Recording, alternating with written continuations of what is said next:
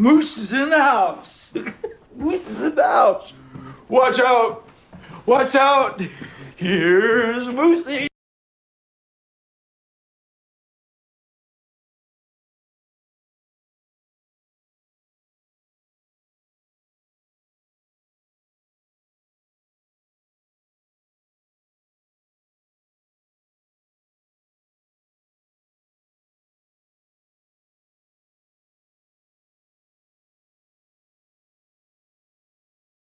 There we go.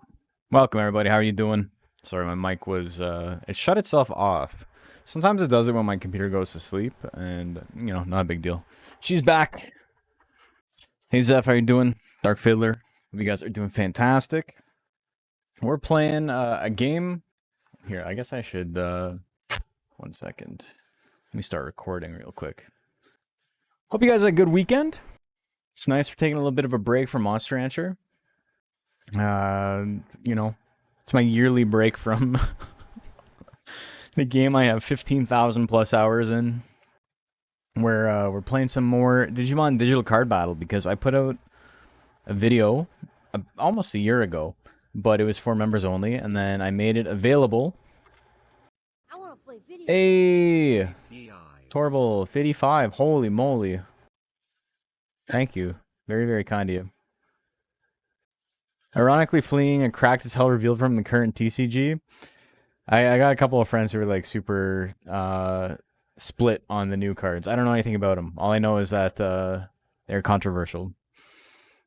But we don't need to worry about that. We're playing another card game that has about 100 cracked as hell cards in it, and I think there's only like 250 cards total. This game is completely fucking busted.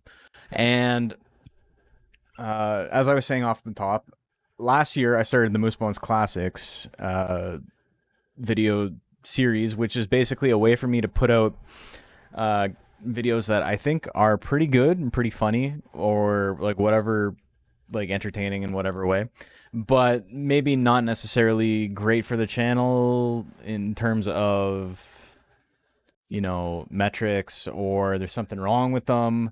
The something wrong with them is almost all like universally just like they're like super old. Like that one's like almost 3 years old, and then there's like the Mombazoo video, which was super like incredibly fucking funny, one of the most fun times I've ever had on stream. But I was like, you know, I don't know who in the wider audience is interested in a Mombazoo video in 2025, but I know the people who, you know, are supporting me would like to see it, so I made it for them. The problem with the Digimon Digital Card Battle video is that it was supposed to be part of like it was supposed to be a 2-video series, but I lost the recording for the second half of it. So I was like, I might as well just put out the first one. You know, people will enjoy it. It was fun, and you know, people, the children yearn for the Digimon minds is what it is, really. So we're going to be playing a little bit more today. I want to eventually, It already works. I already know it works. So it's just a matter of, you know, getting some dates set up. The goal of doing this and releasing the other video is to ramp up to having actual PvP tournaments for Digimon Digital Card Battle. You can do it super easily over emulator now. You can do it through either Parsec or Arcadia. There's a lot of different ways to do it. There's, yeah, is it called Arcadia or Arcadesia? I think it's called Arcadesia, but it's Arcadesia, yeah. It is basically rollback net play for DuckStation emulator. That's what, if you've ever watched me like play Air Guides on stream or whatever, or on someone else's stream, that's what we're playing that on. Super, super easy. But yeah, it would be super cool to play with some other people. Me and Macho did a bunch of like theory crafting and like testing out decks and stuff. It kind of seems like it's going to be a nightmare, but and some stuff probably needs to be banned or at least limited, but we'll worry about that once we've, you know, played a couple of tournaments. We'll let people rock the absolutely heinous shit for the first little bit. Stuff like Cherrymon's Mist and like Lockdown is super strong. But like everything is strong. Lockdown is very strong. Hyper Aggro is really strong. Stall is really strong. Just like everything, all decks, basically you can, no matter how you want to play, you can make something that like will make sure the other person doesn't have fun. It's a very, very silly game. But yeah, so we're going to play through it again. And this time I'm doing a slight challenge, not really a big challenge, but from the get-go, every single turn, we're doing an all or nothing gamble. This game allows you to play the top card of your deck as a support card, as just like face down. You don't know what card it is, and you just hope, and you just see if it works or not. And we're going to be doing that every single time. It's going to bite me in the ass, probably more often than not, but it should be funny. And the game's not so hard that I have to like try hard it otherwise, you know? Okay, let's get this up and going and hope it works.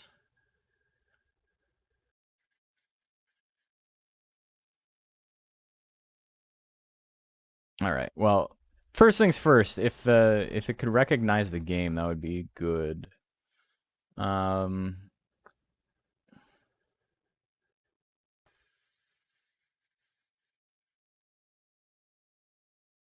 Wonder why it doesn't notice it. It does notice it. It's just extremely slow.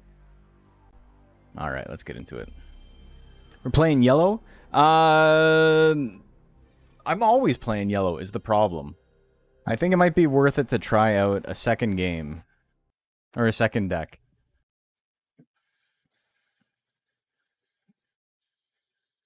Oh, why? It's so big. Oh, I don't have it set up for, hold on.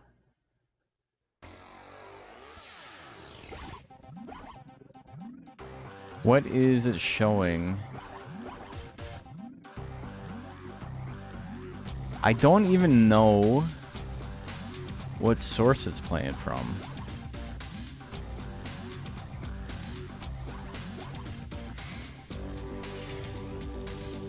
I can't even figure out what source it's playing from.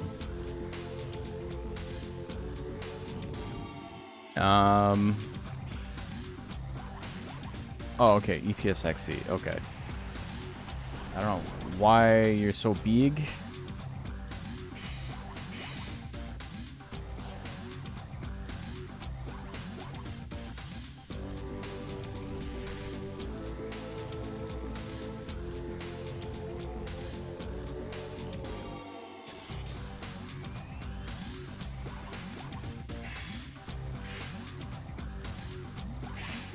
Okay, so I think that works.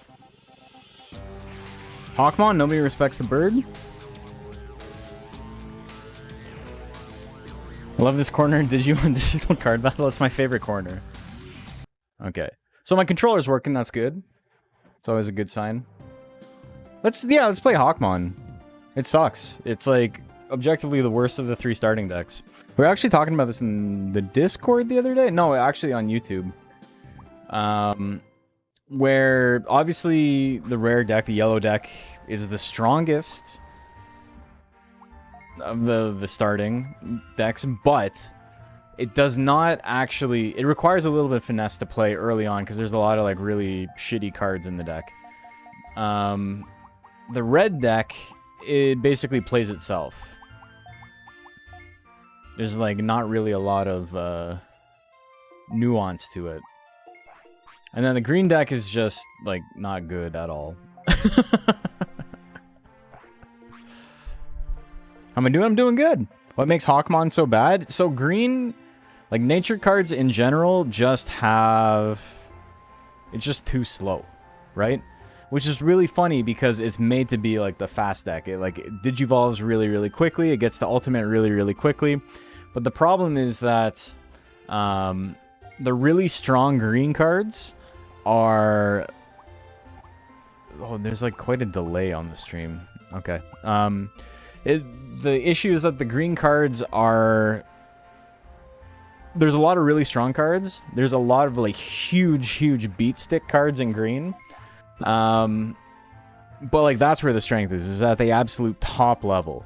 Like the strongest ultimate cards are mostly green or like black cards. The way black plays ultimate is a little bit different and doesn't want to actually digivolve into them. But yeah, green's whole thing is just that it you need a lot of cards in hand. You need a lot of like the right cards at the right time. Everything else, yellow, red, black, blue, are all like way more consistent. Play green planning, but Tenamon and Gmoja makes it way better than 2 Disruptor, a Merchant yellow. I know it's better than yellow, but Tento Giga hard carry. I don't think so. Yellow is really bad as a deck if you don't have, you know, the Psychmons and you don't have the Toy-Agumon and the El-Toy-Agumon and the San Yanmamons, but once you do, the game is completely free. Red is a little bad since black is volatile. Yeah, but is it more volatile than yellow? Yellow's got such strong effects, but like played at the wrong time, you instantly lose. Black is volatile in the sense that like they made a lot of black cards strong statistically, and then they offset it with bad effects. Right? So like that's their idea of the downside is like the support effect is not very good because the numbers on the card are actually really good.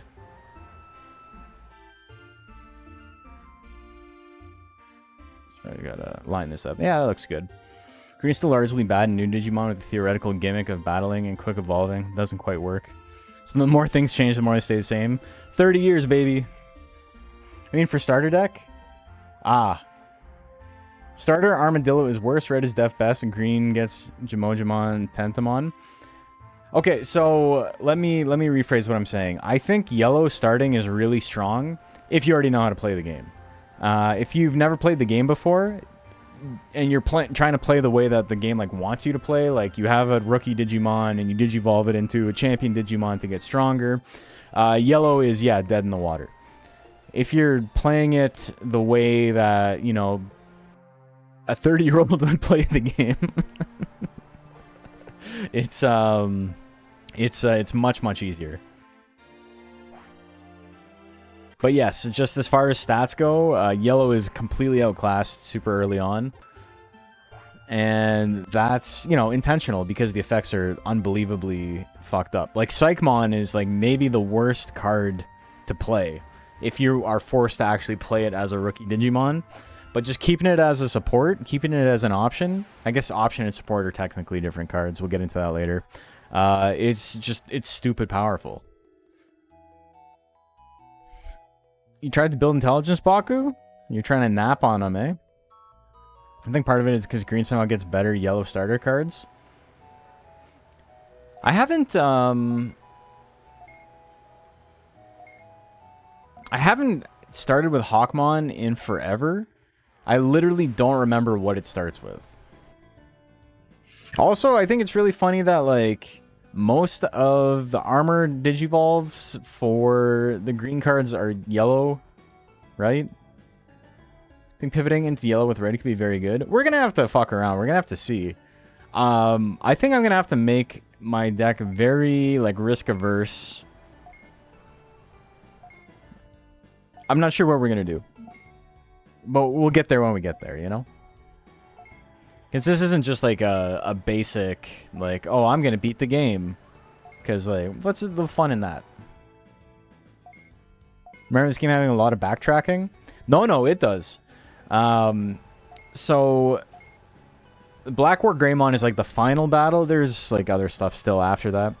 But you don't have access to him until you've done a lot of other stuff.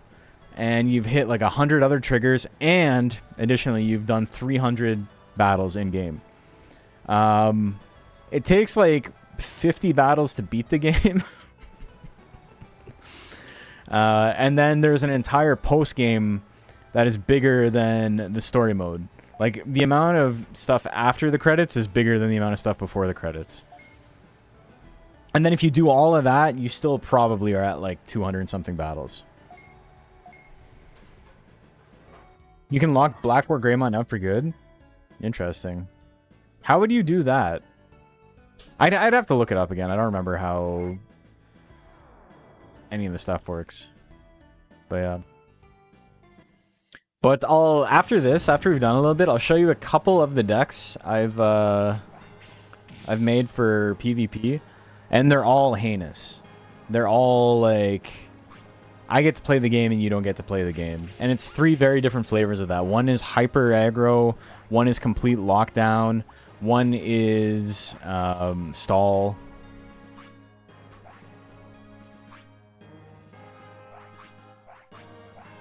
Sorry guys, this sucks, man. I'm getting a phone call. It's a work phone call. I'll be back in like 2 seconds, BRB.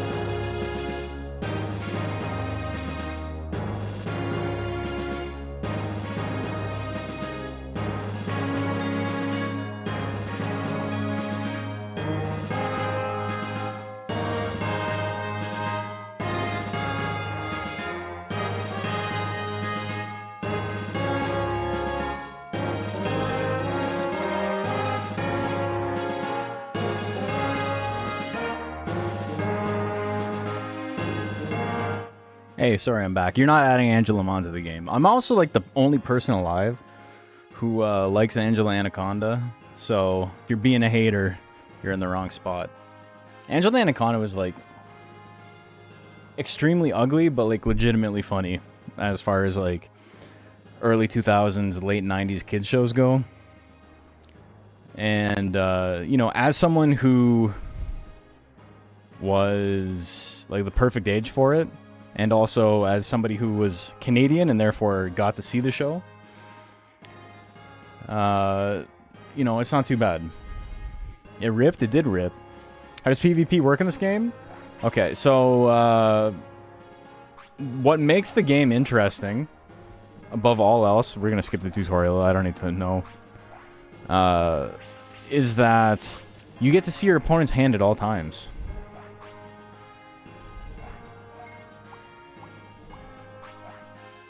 So because of that, PvP is really easy to set up because you don't need to worry about like hiding info from the other player or anything like that. It's a really like novel way to do it. So it's a parsec thing, yeah, or Arcadesia, which is it's an app that basically natively runs rollback netcode for DuckStation. If you want to play any, oh whoops, okay, yeah. If you want to play any PS1 game, Arcadesia has got you covered. You just click on it, you click on the game, like it'll bring up a whole list of like the entire library. You click on the game. If you don't have the ROM, it'll like show you how to get the ROM, and then that's that.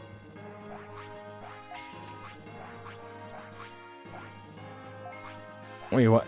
Do I get red cards in this deck?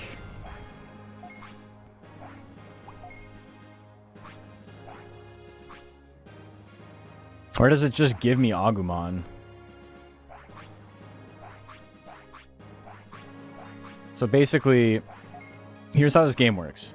We both choose an attack, and it's kind of like rock, paper, scissors. You can press the circle button, the triangle button, or the X button. You have 3 different attacks. They all do something different. Circle is usually the most powerful attack, and X is usually the weakest attack, but it has a special effect tied to it. That's not always the case, but that's just like generally how it works. There's some cards that have like a really, really strong triangle attack to get around that.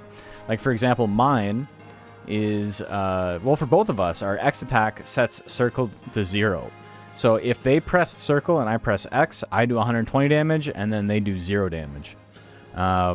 So, you know, circle is usually the most powerful. It's also usually the easiest to counter. They turn Yomi into a PSX card game, basically, yeah. Black messes with that dynamic a bunch. Yeah, Black's all over the place for that. Still mad that Digimon the movies Blu-ray didn't include the Angela Anaconda pre-roll? It's the best part of the movie.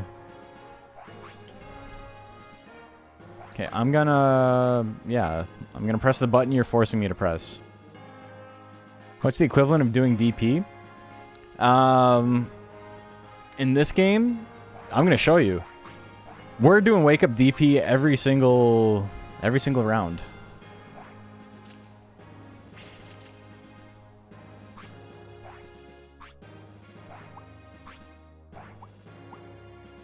It's gonna force me to.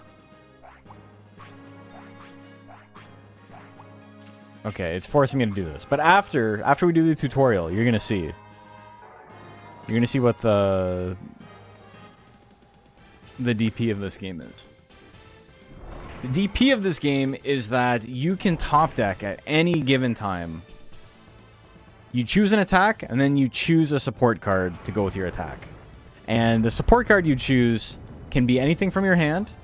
Every card has an effect that, well, 99% of the cards in the game have an effect that you can play as a support card, or you can just pick the top card of your deck and play it like face down and just hope for the best.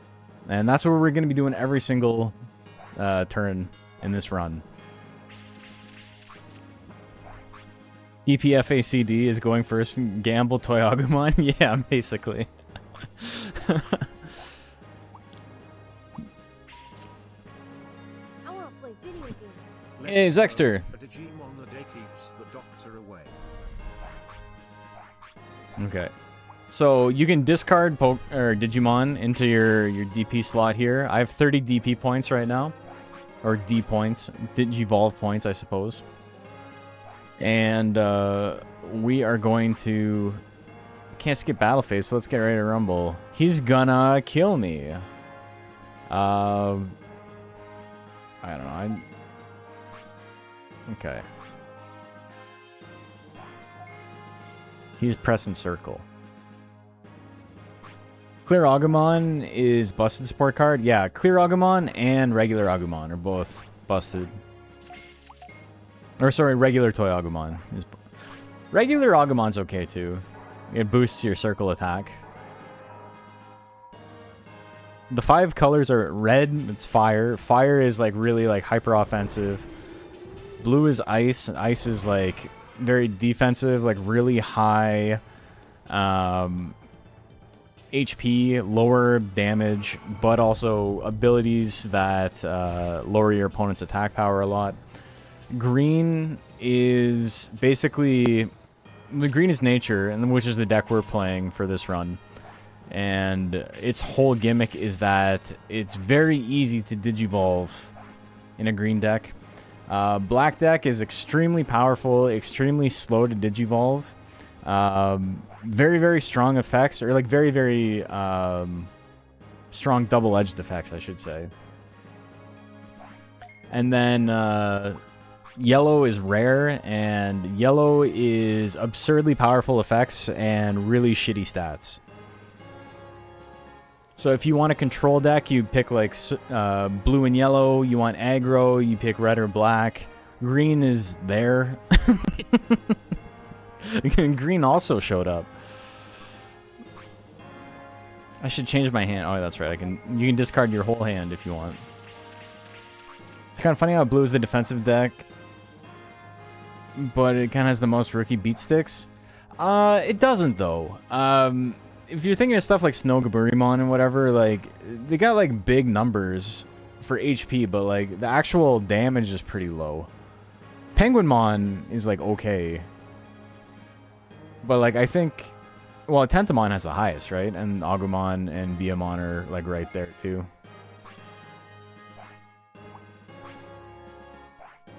Okay, so skip. Okay, I would like to play the game. Can I just skip this? I thought there was a way to skip the tutorial.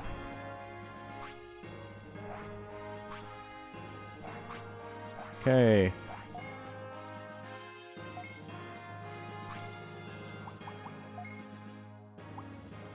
Can I just quit this?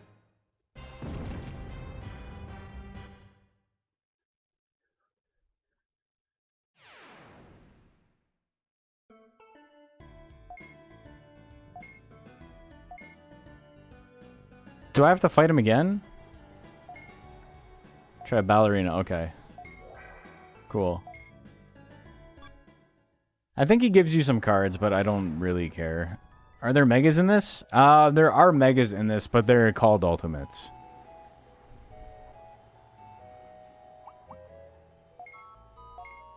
Like, you'll see cards that, or Digimon that are megas. Like, Omnimon's in it, Apocarimon's in it, Wargreymmon's in it, but they're all called ultimates. But they're not the same power level as other ultimates. Like, they cost more DP to evolve to, and their stats are higher. So there is, like, a pretty big delineation between, like the regular ultimates and, like, the shit that's, like, above ultimate.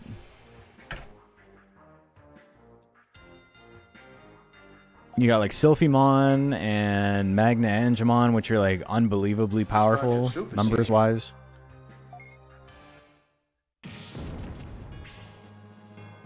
Yellow Ultimate Shrine is hiring. With a cheap price of 30 DP at the cost of every champion having 10 DP add, you two can have a better Omnimon who also loses to hacking. Yeah. Alright, we're discarding. This hand sucks. Alright. Psychmon, broken. Broken card, unbelievably powerful. Own HP becomes same as opponents. But we don't get to play it because we're doing this. All right, it begins. Random support. Let it ride. What do we got? Okay, we're green now. And I drew a card. Not too bad. Battle of Digimon cards against actual Digimon using those same cards. Yeah. They just want to play a game too. Is the mega concept hasn't been invented yet by this card game? It's race between World 1 and 2. Yes. And I think this game was before World 2. Agumon holding the cards made you laugh. Wait till you see the rest of it. Wait until you see like Quetzalmon trying to hold him.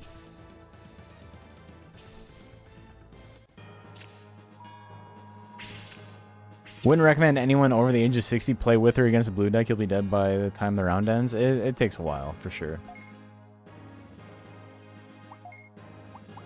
Vegemon, kind of funny. I can do 10 more damage to Vegemon. It's enough to kill, though.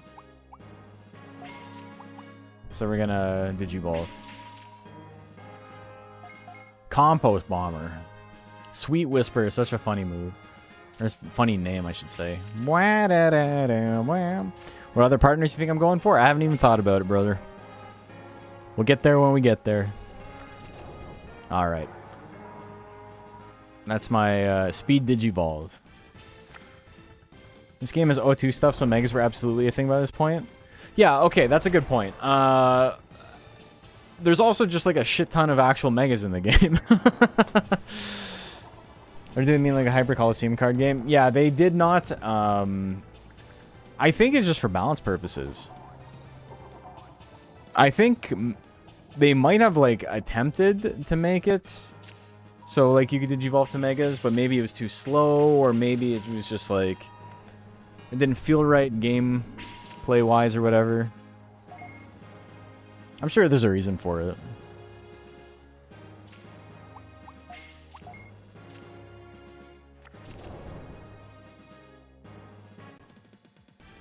Other partners, though. I don't know who I want to get for my second one. Because you can get Gatomon or Palmon. Maybe Palmon. I got Gatomon last time. And then Wormmon's your third. I'm throwing a poop.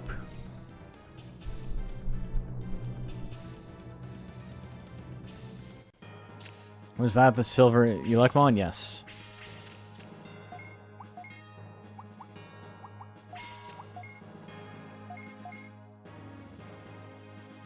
Lines of code to make them another stage couldn't fit in the disc. I think it's for game feel.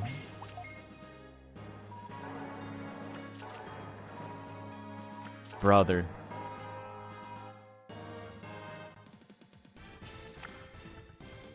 I got bodied, man. What the hell? The new Digimon game coming out? I don't know.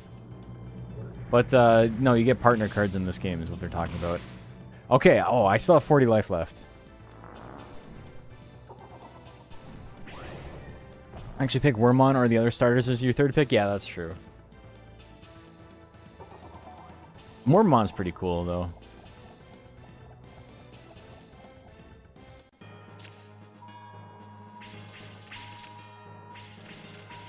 Who wore it better, Yanma or Yanmamon?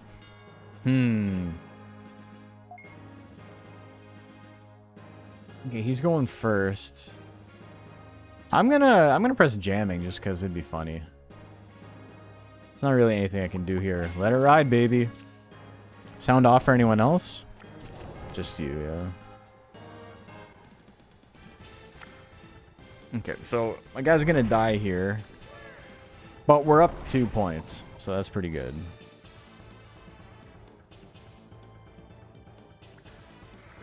In-game noise is on. It's just, you know, not super, super loud.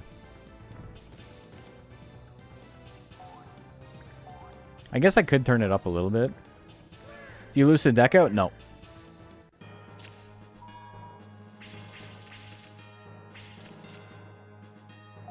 Mud Frigimon kind of sucks.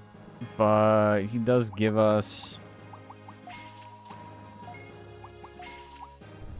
something. You can at least play the game. Triangle's safe here. Rip Vegemon and his poops. He threw a lot of poops. He did okay. What's this? This is... Owen X power is doubled. This is obviously the right play. Or we're letting her ride, baby. Cool. Okay. You know what? I feel like this might actually get, like, kind of boring if there's, like, no strategy and I'm just gambling every single turn.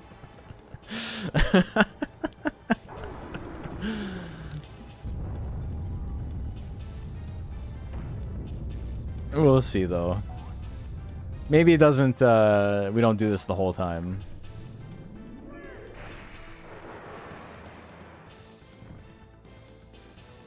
We'll see. It's good for at least one stream, for sure.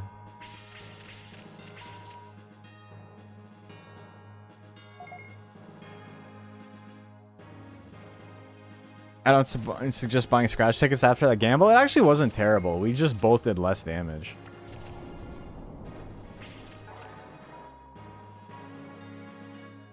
But now I'm in a pretty good spot to beat his ass. Unless, you know, my gamble completely fucks me up, which it totally can. Betamon so cute, loves a little mohawk fan. Yeah, he's adorable.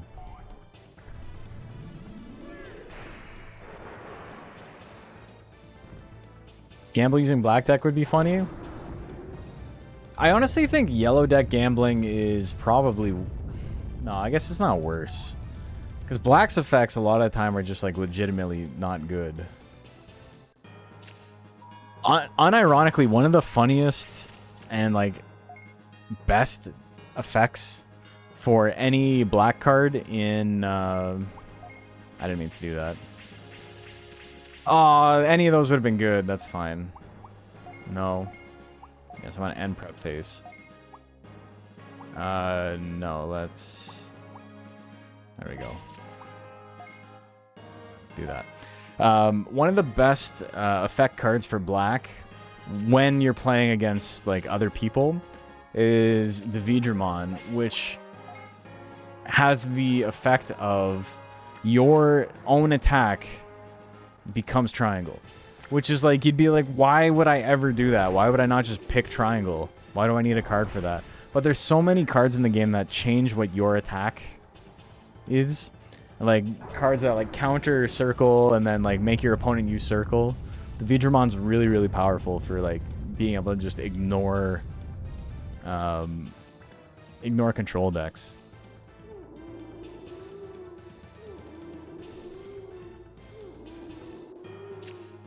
Anyway, we gambled our way to a win. All or nothing gamble win? I think that's just to the last... Boost triangle attack power 200? For my very first one? That's crazy. What the fuck? Oh, that's the effect. Okay. My experience in attack changing cards can absolutely save your ass. Shout out to my boy Fugamon. Yeah.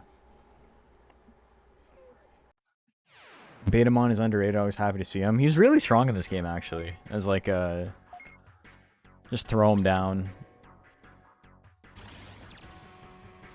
Gamblin' rush? We're gambling.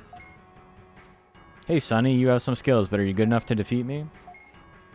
I hope so. No, it's not really up to me, is it?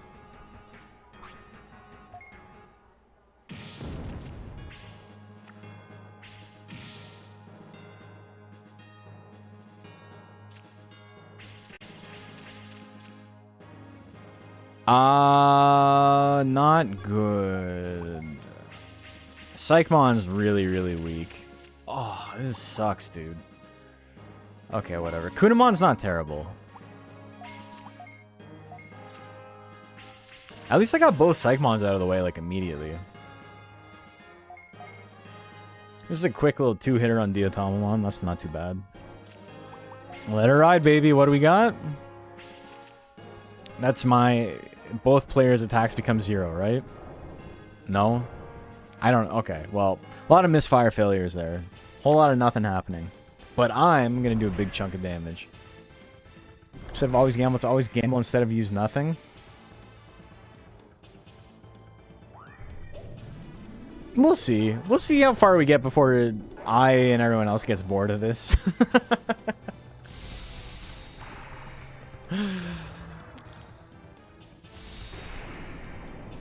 It's game dev, right? It's... I think it'd seem interesting or fun until you play it, and then it's like, actually, it's not very good. Okay, Gmojimon, baby. Pretty good card, but not good to Digivolve into. Gmojimon's okay. Let's get the Digivolve in. Something like, what am I thinking of? Something like Psychmon right now would be really awful, but okay. Violekmon, not doing anything for me.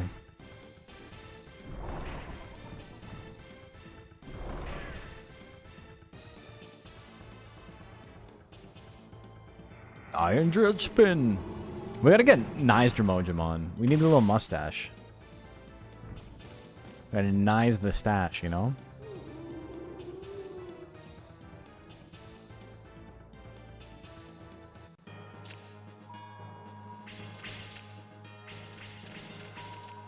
Okay, we got a Gizamon. We press circle and we let her ride. We see what's up. What does the good Lord have in store for us? Oh, he's doing it too? Let's go, baby. Okay, plus 200 life, yeah. And Tentamon doesn't have an effect, so... Tentamon's just a beat stick. Just big stats and no effect.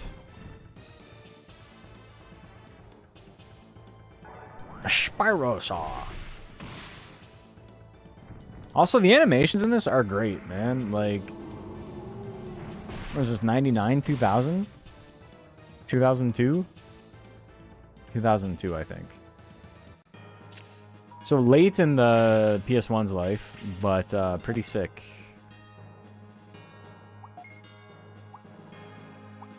I don't even know if I have any ultimates in this deck. Hey, Dev. Just about to stream some Rayman. Wanted to pop in and say hey. So I watched the Digimon VOD. Sick. Yeah, this game's great. We're all or nothing gambling every single turn. And we're seeing what happens.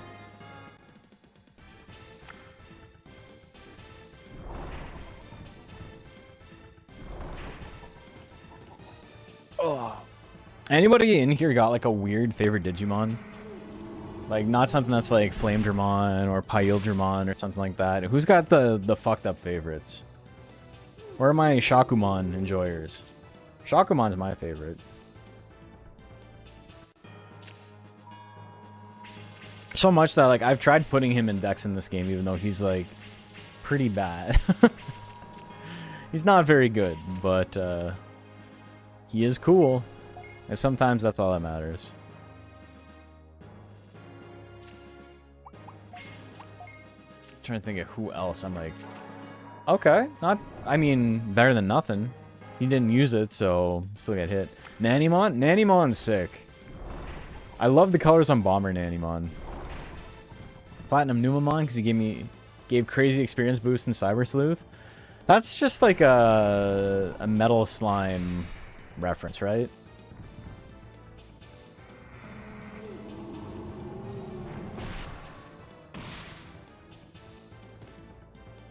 Shakumon's one of my top favorites, but my one weird favorite is probably Diatrimon.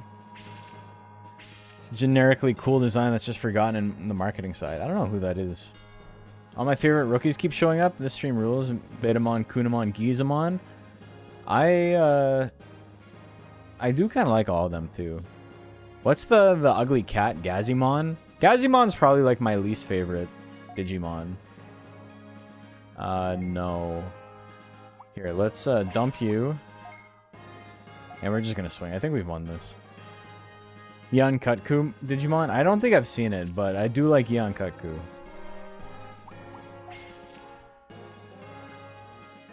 Mame Tyrannomon. I like X Tyrannomon. That's probably like number 2.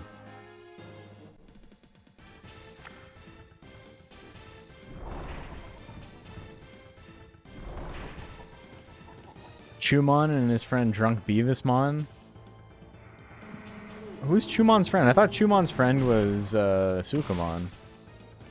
He's got more than one friend? Edamon with his weird-ass veins and dub voice. They did like giving people like veiny arms and shit in the original Digimon for sure. Sealamon's probably my top favorite champion. That's a weird pick. That's sick. Pukamon? Okay, we got some weird ones. You guys are weird enjoyers. I always loved Betamon because it was hard for me to get him on the digital pet as a kid. I just like the design. I'm realizing I don't really know like any new Digimon. I don't know who Leon Pumon is. I don't know who Dorumon is. I believe you that they're sick, but I'm realizing I don't really know much about the series beyond this era. I never even finished Time Stranger. Option pack. Give me some good cards. Warp Digivolve? Okay. Fire Alter. Change opponent's specialty to fire. Draw 1 card. Opponent uses triangle attack first and boost on attack power 500. And I got Edamon, because you always get Edamon here. Cool. We look forward to seeing you again. Okay, let's see what we got in our deck. And we'll adjust a little bit. Digimon Up on Wednesday? I don't even know what that is. Is that like the new game people are talking about? Free Ultimate Session, aka Monzimon or Cry.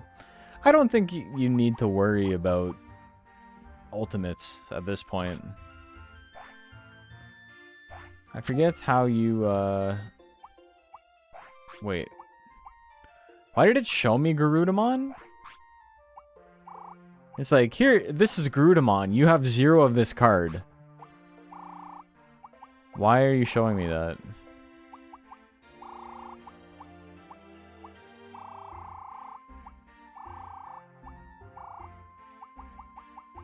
Piximon is my only alt, eh? It's also like exceptionally weak for an alt, but it only costs 40 DP to go into it, which is pretty good. We're gonna put it in the deck, I think. It's probably in the deck already. Terriermon's my favorite. Terriermon's cute.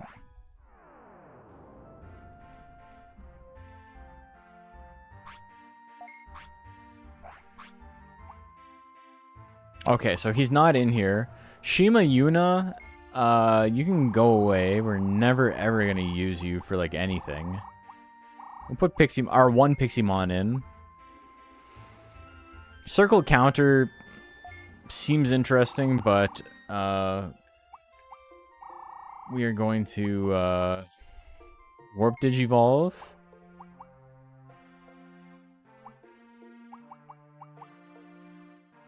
I think Alto Agamon is great. I don't have a lot of ways to play it on purpose, though.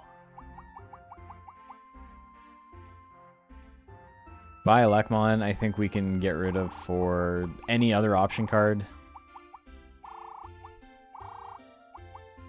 High speed disc, randomly discard card from own hand, opponent's attack power 0, easy. I'm gonna get rid of both of them. Triangle hitter, yeah. Opponent's X attack power 0 is fine, I suppose. If own HP or more than opponent's own attack power is doubled, that's good. I think this is fine. Let's save it here. Who made 40 BP green ult didn't playtest the game. That's the single worst DP mark ever. It really is. Because it might as well be 50, right?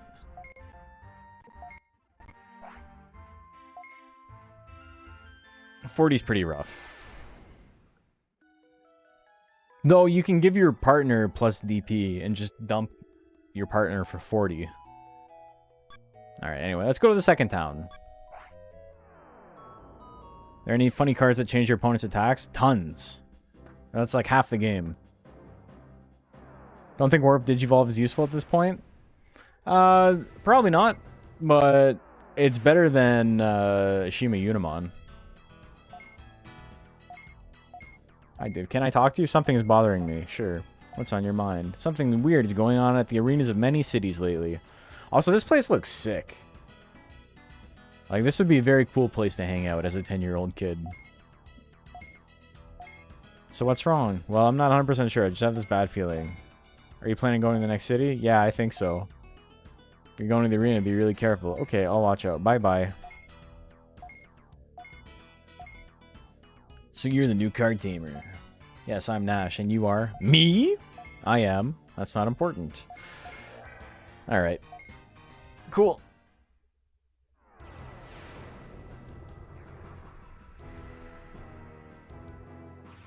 I mean, changing the attack they chose? Yes, that's also a thing.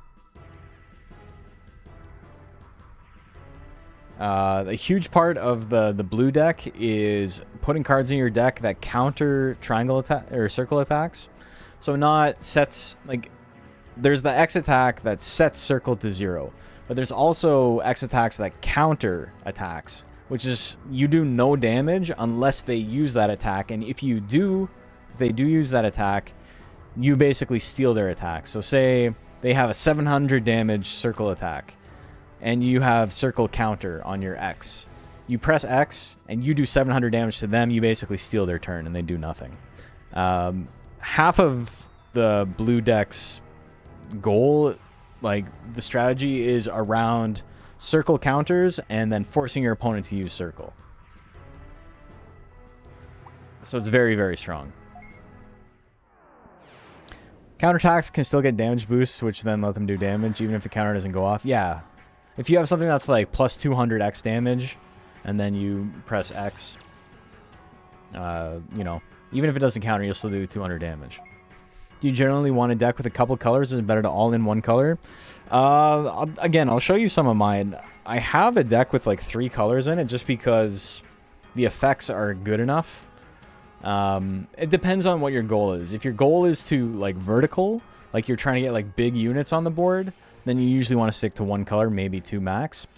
For the purposes of the PvE, like playing through the story mode, they usually suggest sticking to 2 colors max.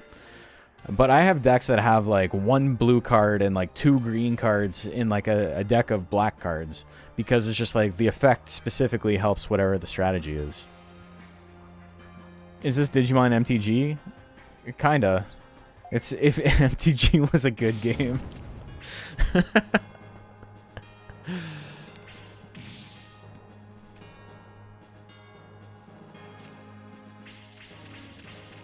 Okay, well, we already know what's up.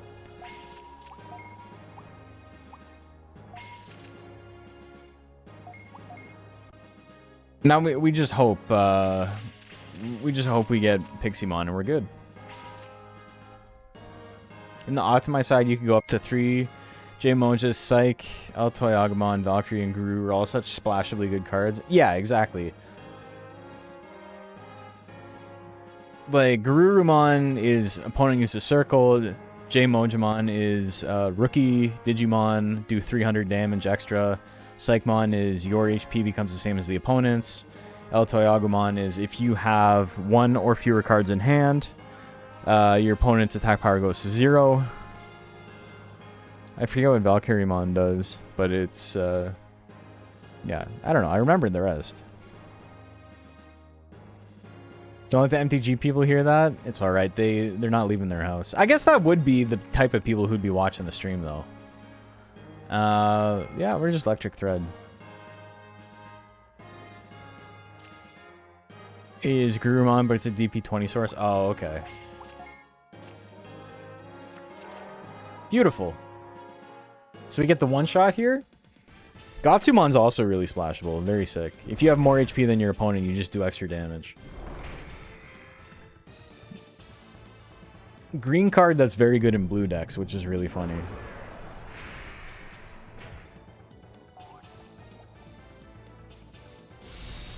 Okay, so super quick kill early on. I think that's the first time the All or Nothing Gamble's been like really big.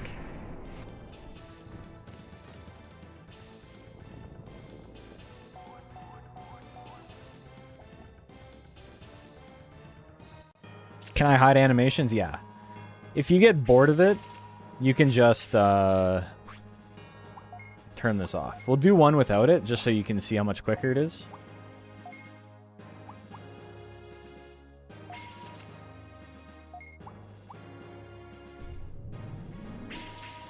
Okay, I don't need the Warp Digivolve anymore, which is nice, but... Hey, Sir Arthur, how are you? Okay, so big Digivolve from him. But I attack first next turn.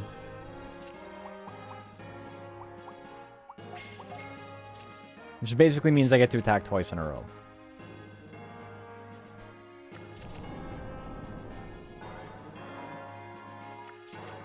Sick. Wait, see how much quicker this is? I like the animations, though.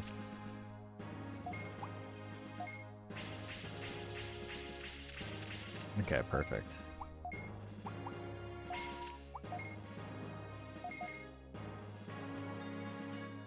Just asking because I'll probably play this game? Yeah, for sure. It's, the battles obviously are very slow, but I think they are, really sick.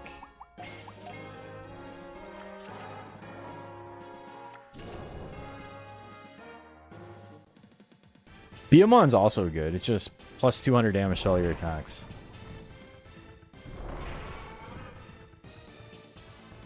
Do you like they put a little flair on the animation skip too? Yeah, it's still like it doesn't feel like you're playing like a simulator, right? It doesn't have like Pokemon Online vibes where it's just like a text box pops up and tell you what happened. Wasn't from the animations they could have just released this on a handheld? Yeah. Gonna see the first ultimate? I think so. I think we can make it happen.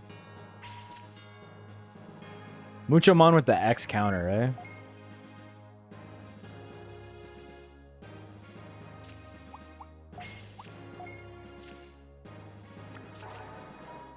Yeah, well. 50-50 shot, he did no damage. Yeah, this game is super, super fun, single player. If your goal is to like get all the cards and stuff, I do recommend looking up a guide. There's so much stuff that it's not necessarily missable, but like there's a lot of backtracking. It's not always obvious where you're supposed to go or what you're supposed to be doing. Beautiful. Okay. What are we using? What do you guys want to see? You guys want to see Bit Bomb? You want to see Fairy Tail? I'm not using Victory Trick because that seems like a good way to lose. We only get to see one animation and then it's all over. It's all ogre. I hope Bit Bomb will kill it. There's some unwinnable state in 100% run, but it's somehow less annoying than reminding yourself to not talk to the guy who gives fusion mutation. Okay, yeah, so that's, there's a weird thing in the game where later on you unlock the ability to, like, fuse cards, and then there's a chance for them to, like, mutate, and that's how you can get, like, really rare cards. But ironically, there's an NPC you talk to who's supposed to give you an update of to like make it easier to tell if something's going to mutate or not. But what it actually does is the opposite, and it makes it impossible to tell if something's going to mutate or not.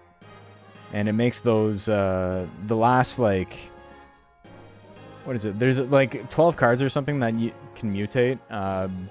Most of them are like useless. They're like really shitty on purpose. They're just like gag cards to fill out the encyclopedia.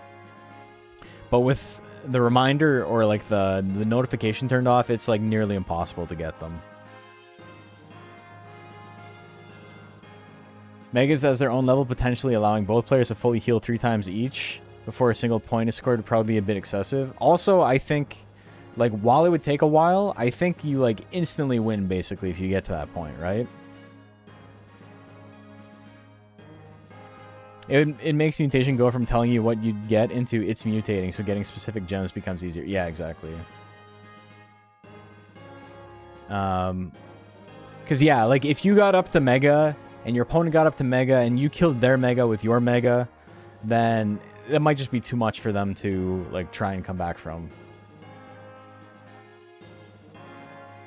Hope it's not a Digivolve 6 times in a game against Agumon on a Sunday kind of thing. No, there are, like, bonuses for, like, doing, like, challenges within the game, like, but it's only experience for your partner card. Your partner card levels up, gets additional bonuses and whatever, and that'll be stuff like used circle every single time, or used an all or nothing gamble card to win on the last hand, or like whatever, or you had a deck with all 5 colors in it. Like, those are like end of round bonuses that it gives you, but none of the cards are unlocked that way. They are unlocked in a stupid way where it's like beat this character 10 times in a row without leaving the area they're in. So yeah, good luck. The nice thing is that those characters are like, ostensibly you'd be able to get those cards just by playing the game normally, because they have good drops, so you would want to like farm them anyway. But it's never like some like shitty random NPC. It's always like a post-game boss, and then you'd farm them, and then if you beat them 10 times in a row without leaving the area, you get bonuses. Alright, we're doing Bit Bomb. Partner cards ended up so OP that the final boss would put them at the end of the deck. Yeah, they're really strong. I don't think we're going to use them in PvP. And it's not necessarily because they're too powerful. They are too powerful. But the problem is more so that you only get access to 3 of them. And there's what? 1, 2, 3, 4, 5, 6. But you can only get any 3 on a given file. So if you wanted to make a new deck, you'd have to like start up a new file, Game Shark all the cards in, Game Shark all the levels onto your card. Like, it's too much work. So to just make it easy, just no partners. Glad Bit Bomb managed. It was close. If Megas were like that, it sounds like it would be like those Pokemon cards that take like 4 prize cards but one-shot everything. Yeah, I get what you're saying. See, like there. Earn Digiparts, HP plus 50. So I can put 3 Digiparts on each partner card I get. That one just straight up gives him 50 HP. And it's literally, and I like mean this sincerely, that's the worst upgrade you can get. There's like HP plus like 300, I think, is the highest one. So, you know, imagine any of these like rookies that we're seeing, right? Where they have like 600 HP max. You just give it 300 more HP. That's more than like almost all champions. There's only 2 characters who need 10 for card unlock. Kari and Rosemon, which I'm unsure how much you need. Rosemon needs 10. But the O2 partners need multiple games each to unlock partner cards entry on the PDA, and that's the annoying thing, since one of their duels requires you to run pre-made. Yeah, you have to beat them with their own deck, basically. And then it's like, cool, you have access to Vmon now, but you don't actually have access to Vmon. You just get him in the encyclopedia. If you didn't pick him.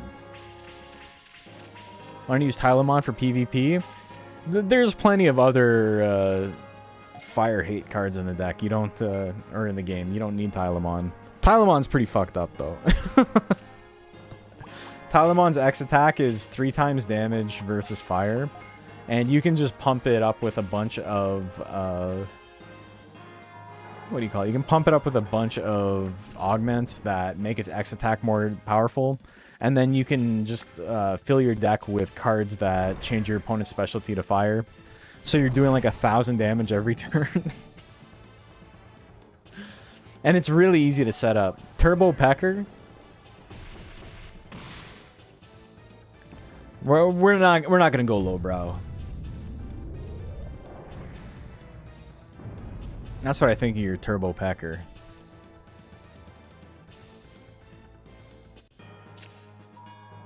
But also in addition to like the 6 the 6 partner Digimon, they all have 2, or in the case of Vmon 3, armor Digivolves that they can do. So you can straight up go... I don't even want to go into this guy, really. It's more HP. Oh, yeah, fine, we'll do it.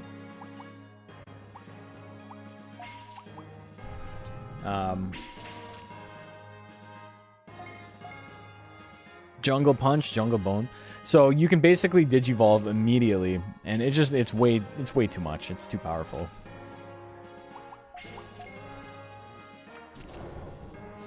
I got my other 2 favorites, but I don't know how well Seela and Gigadramon are worth using this game. Gigadramon's got some sauce. Sealamon, not so much. 1.5 Digi-Evo, pretty good.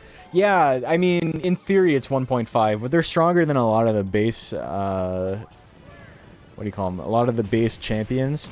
And they become almost as strong as some of the weaker ultimates. Can you take the partner out of the deck, or do you have to use it? You can take it out of the deck. Sealamon being a 50 DP evolve. Yeah, there's some really funny stuff.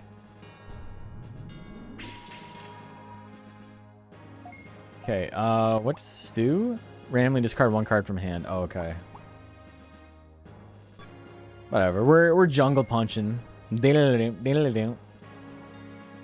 Bergermon's a pretty good splash card. Just throw it into a deck. I've got Bergermon in my black deck, even though I have no way to Digivolve into Bergermon. Because the black deck, and I'll show you how the black deck plays, is very, very, very funny. Okay, so he did 0 damage. That actually worked out for me. One of the funniest things about this game is that you don't need to Digivolve into Champion or Ultimate. You can just play them raw. If you play a Champion without Digivolving into it first, it starts off with half stats. And if you play an Ultimate just from your hand, it starts off with quarter stats. So usually it's pretty bad.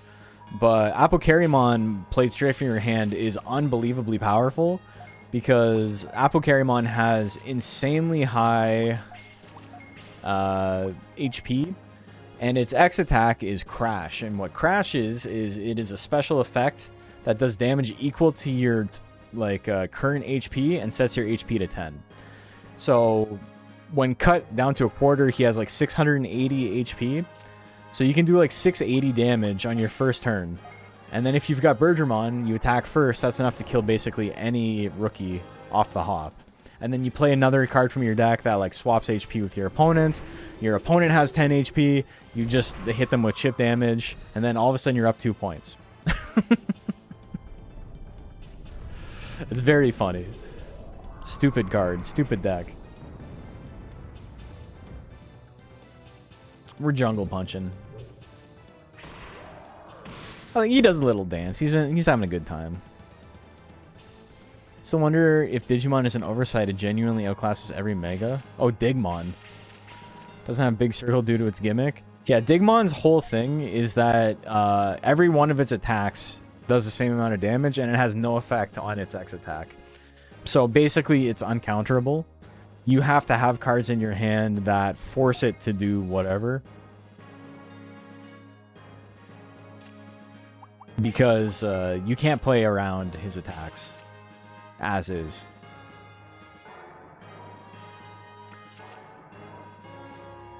Okay, that worked out. Have I not killed any of his guys yet? I have not. Nobody's got any points. So this is the first point.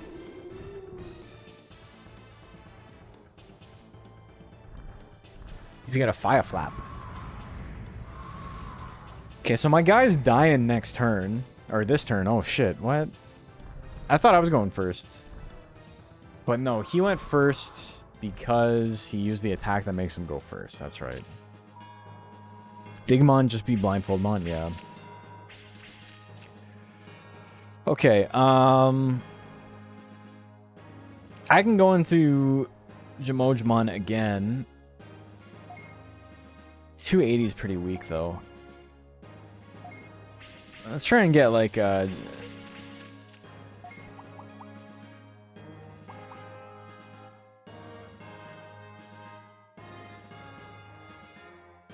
I'm gonna do this.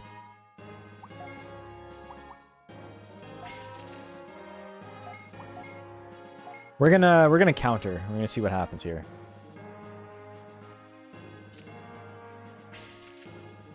Okay, so I was gonna do 0 damage anyway.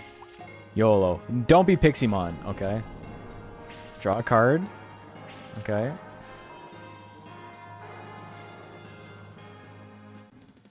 $50-50 that I counter him here.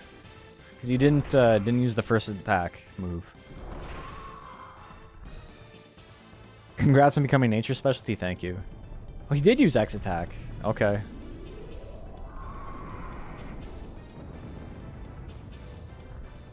Okay, so now his circle attack will kill me. So I think he's probably going to use the circle attack.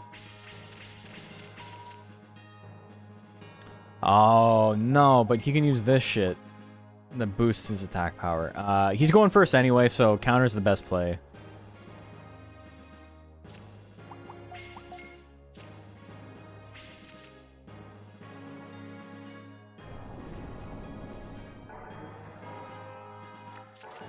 Okay. So we're still in it. Basically, I have a 1 in 4 chance to get Piximon next turn. 25% chance to draw the card that can win us the game. Oh! You got super fucked up, dude. 700 damage. Get got. Alright. Alright, we're in there. Hawkmon doing his little point. His classic point to the camera that he's known for. No Piximon? Yes.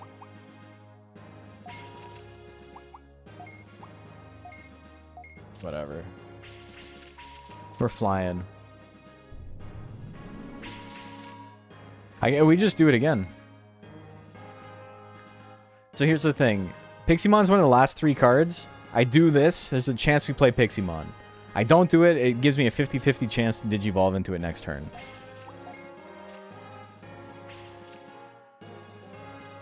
Let's go. No Piximon. Oh, beautiful. Fuck you. What the hell? What the heck? Okay, so I got a 50-50 shot to get Piximon here.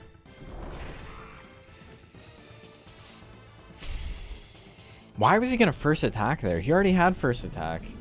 This game's AI is fucked up, man. It doesn't make any sense.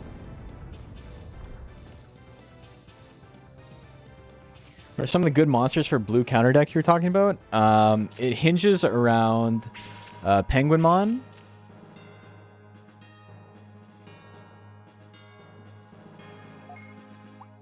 That's so BM.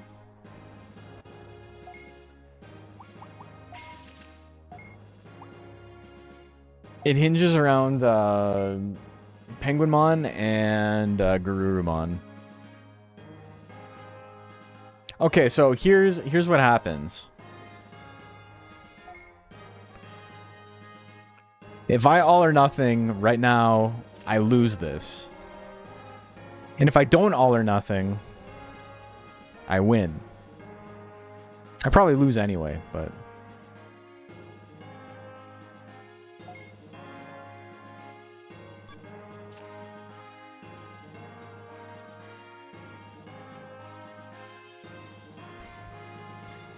This challenge already got stupid. Fuck it.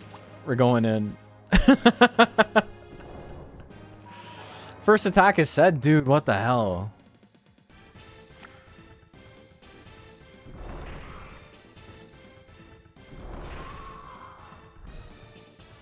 Hawks beat birds.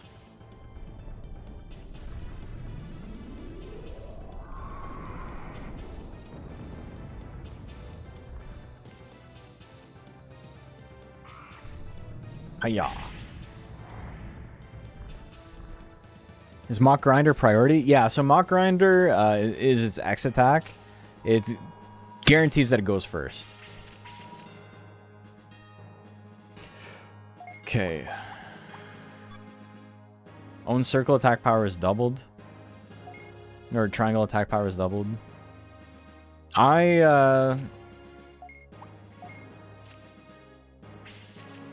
Okay. So I've got a pretty good shot to win this. Yeah, I got PTSD from the last counter, I guess.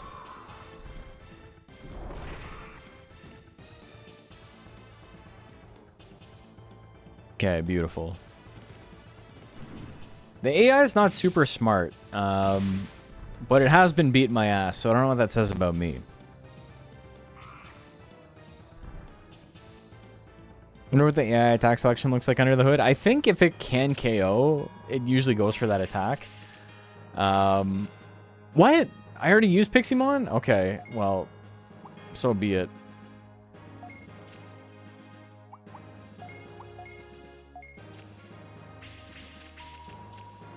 Phoenixmon, eh? Okay, there's Crash. Is he gonna crash here? It would be really fun. If he does, he loses. Oh,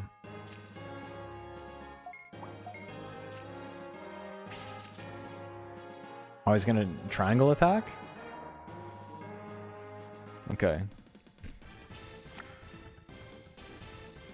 Okay, so I win this. Not too bad.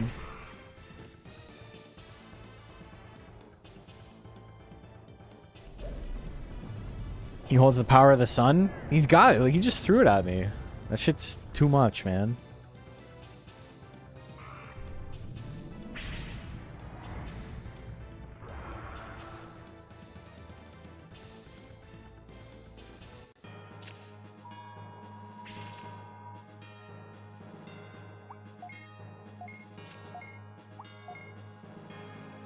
All right, and let's see what his triangle attack looks like.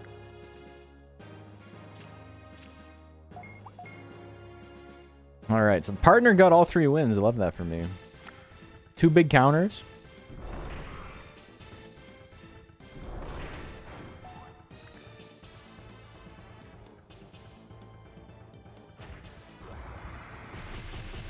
Damn, he goes crazy on that one. What the hell? Going Biko mode. You.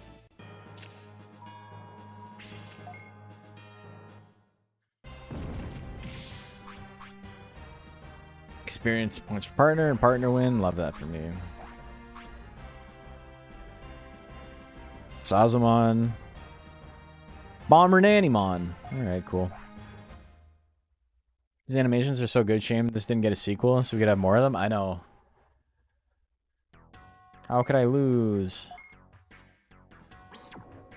Vmon. Do I get to save here? No. You get to save in an arena after 3 wins. But this is the 3rd battle of the arena, so no dice. As a kid, there was a lot of like winning 3 times and then losing and having to go back to the beginning, doing it again. Okay, not too bad. Because we can do this right away. Dromojimon off the hop. Love that for me. I'd show they actually played a Digimon card game, so it'd make more sense than the O2 kids. A Digimon Tamers version of this. Oh, yeah, yeah. Vmon's got Vmon, eh? 550 HP. I guess I should have given my Hawkmon the boost. I did not see what he had in hand. That's okay.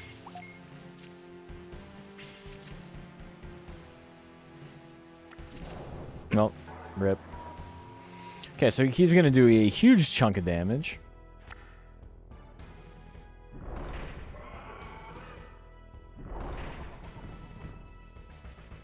But, I mean, we can kill it. We'll be up. We'll have tempo on our side.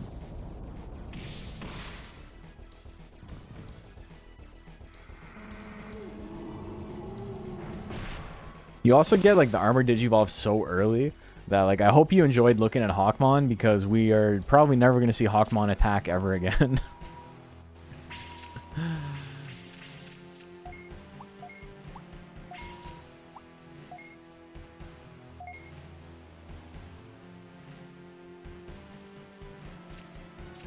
Okay, not something stupid. Okay, well, I drew a card.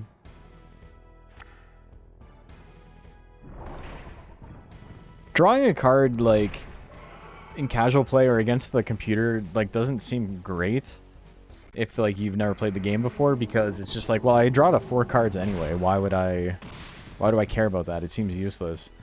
But, like, once you get, like, really, really powerful cards, being able to put more cards in your hand to counterattack whatever your opponent's going to do on their turn is, like, really strong. Can he Digivolve? I don't think Tyrannomon's 30. It is 30? Fuck.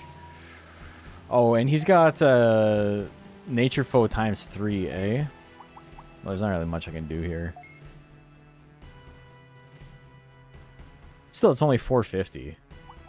Alright, YOLO, let's go. What do we got? Okay, what's still enough damage? Fuck. Shit. Ah. Wild the Basta.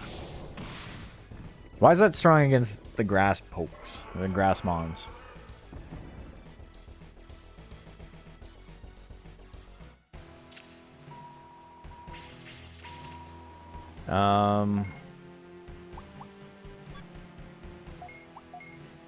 I'm gonna see, try to get a champion in hand. Okay, that was horrendous.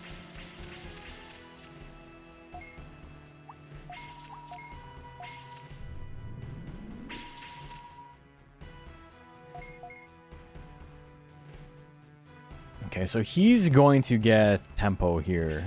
By the time you fight Blackboard Greymon, how much of the card collection are you looking to have? Like 90% maybe? I mean, it depends on like how completionist you're going. Maybe like 70%. Fuck this guy. I once heard someone say Gabumon is meant to evolve into Cyclomon, but chooses Garuru because of the pelt. I can't unsee it now. Yeah, Cyclomon does kind of look like him without the fur on, for sure.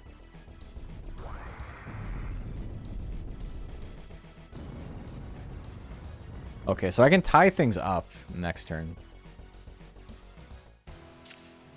Don't worry, I'll explain it after the ad. After we're back. Okay, use the chip. Just waste the chip. We just gotta swing. This is actually the perfect opportunity to do all or nothing. Because I'm dead either way. Would have been very funny if he picked triangle, but he picked circle again. I don't like this, man.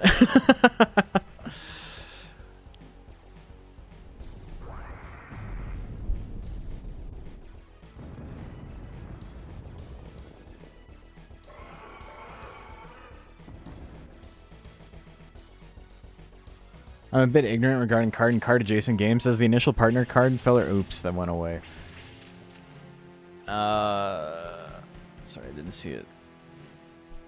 Let me go find that in the chat. For whatever reason, and I apologize to you specifically. I don't know why you specifically. Your comments This was happening during the last live stream too when you were in it, and I apologize, but they don't show up for me in my chat. You're not banned, you're not like muted, but it only shows up in the actual live stream. It doesn't show up in my chat. Like, I can't see it here. So you feel free to like copy and paste the thing you just wrote, and when it shows up on my actual stream overlay, I will take a look at it. Or actually, I can just do this. One sec.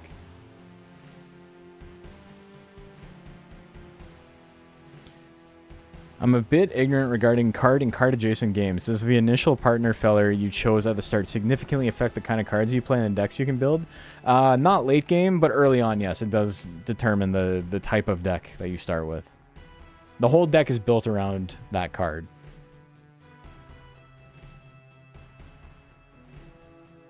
Okay. 360, eh? I'm in a little bit of trouble here.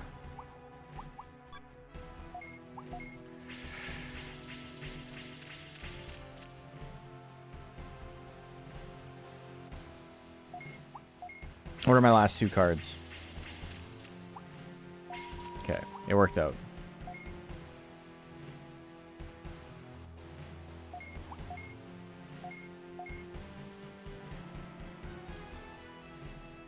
Yeah, there's been phantom chatters on another stream I watched too. Not sure what's going on. It's only on YouTube specifically. I don't know why. Okay, that was actually perfect, like perfect scenario for me. He used the card that I was worried about. That could one-shot me next turn.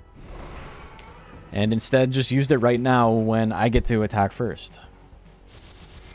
I see. So it's not necessarily going to produce a huge amount of replayability, but it's still meaningful throughout the considerable chunk of the playthrough.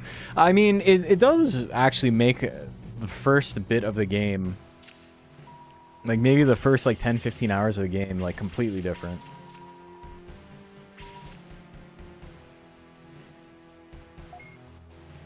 Okay, we're just swinging twice. He doesn't get the Digivolve before he dies, so this is beautiful for me. Does that mean Monochromon is 40? Yeah. Pretty big card.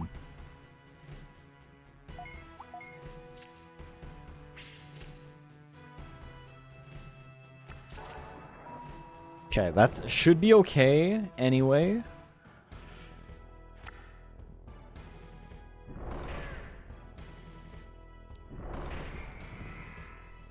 More considerable than I expected. That's pretty wicked. Yeah, it's sick.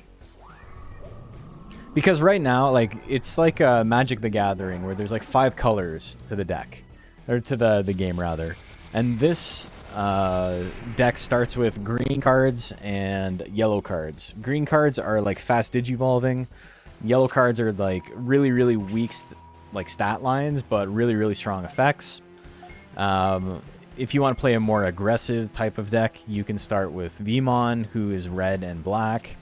And those are all like really like hyper aggro, like huge damage number cards. Effects are a little bit weaker. And then there is Armadillomon, who is yellow and blue, which is like very defensive, very strong effects. You play slow, you build up your hand, you build counters and control whatever your opponent's trying to do. So it's like 3 very different ways to play the game. Did I answer your card collection question during the ad? Yeah, okay, sorry, I did. If you're playing like completionist, like you're following a guide, you'll have like 90-ish% of the cards. But if you're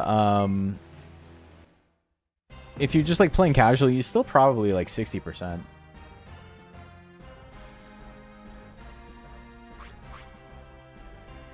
The thing about the game is that there's like 250, 300 cards or something like that, and about 100 of them are like obscenely broken.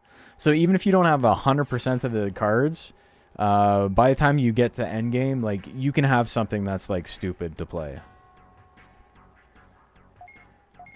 Like long before you get to that point, you should be able to have built a deck that it's like, I cannot possibly lose. Nearly identical color-wise? Yeah. Like, red is aggro, blue is control. I mean, yellow is not super analogous to white, Blue is kind of closer to white.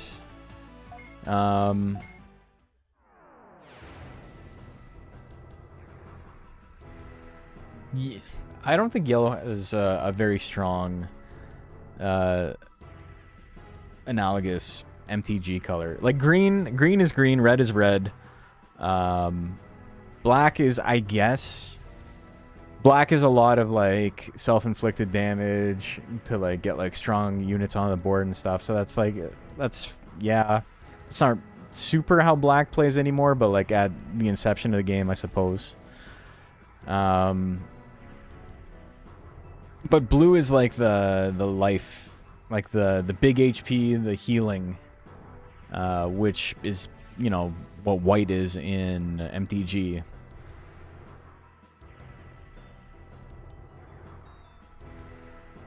I got another Piximon, eh? Here, one sec. I got to read your comment again. Remember you mentioned Ankylamon, which is more a defensive deck in the video, which got me thinking about potential differences when I side picked Hawkmon. Yeah, it's very different. It's cool. It's a sick game, man. It's really well made. Tons of replayability for this type of game. Like, our deck right now is really, really, really weak, and we yellow and blue are switched with the MTG counterparts, sounds like. Yeah, but it's not as cut and dry. Though I suppose white has a lot of control as well. Like, blue is like the control color in MTG, but white has some control. And yellow is like... Yellow's control works with blue. Yellow by itself is a very specific type of control, where it's more so... you're not hand dripping, you're not choosing your opponent's attacks, but you are just constantly setting up the game state to be in your favor. Blue is much more like disruptive and like choosing what your opponent uses and like dumping cards from their hand and things like that.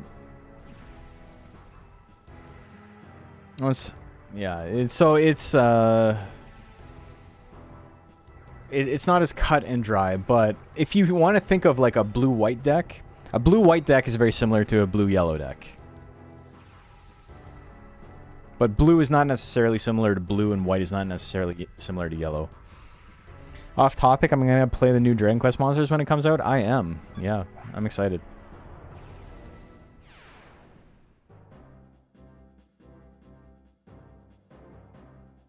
Okay, let's make the partner card stronger. So far we haven't lost. I only cheated like one time by not playing the All or Nothing, and then it didn't even work out because it wasn't Piximon. Okay, I don't have a lot of... add DP plus 10 is really good.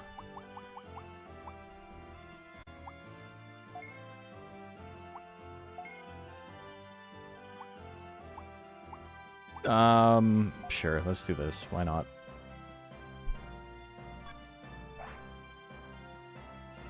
It's kind of funny how blue is usually a defensive color element, and Digimon TCG made blue the repeated attacking gorilla color. Really? That's pretty funny.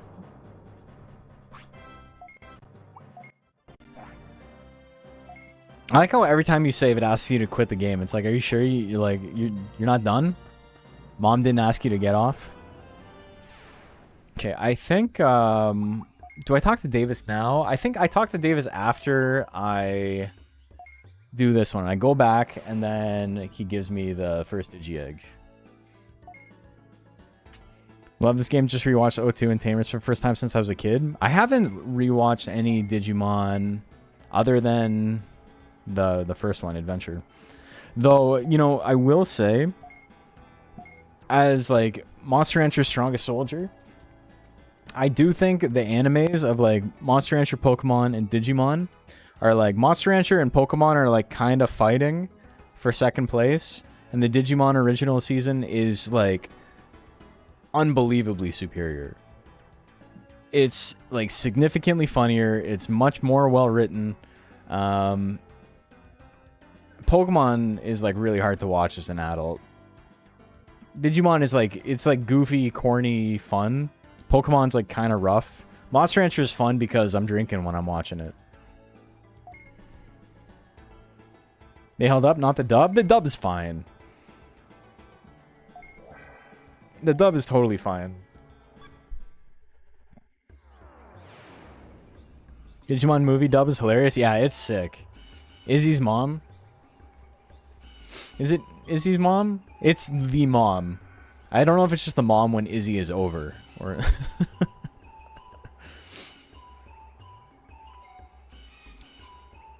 it's Ty's mom, but Izzy's there. Eating whatever fucked up concoction she's making. There's a small meme within Digimon TCG community that the secondary characters and their canine adjacent Digimon are all committing multi-attack crimes. Maybe just map at the dog from season 5, I think, had it too. Dogs just like attacking. Didn't mind the humor in the movie as much. Yeah, it's funny. Gen 7 Pokemon anime because they're really all into the kids anime goof off side. I don't, yeah, I don't know. I haven't watched like anything. I watched the first 2 seasons of the Pokemon anime and then some of Gen 2, but not much. Because I lost access to satellite TV around the time when, you know, it was coming out.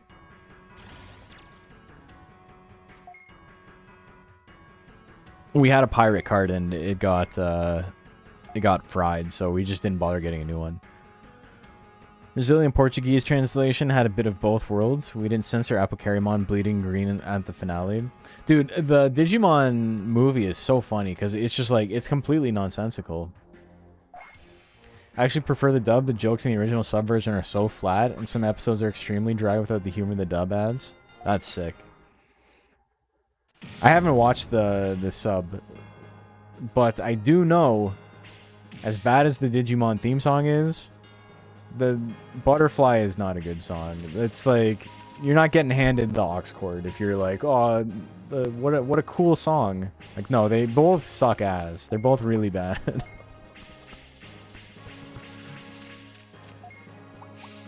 You show up right after I dump the Warp Digivolve on this, the day of my daughter's wedding. Alright, let's get Tentamon in there.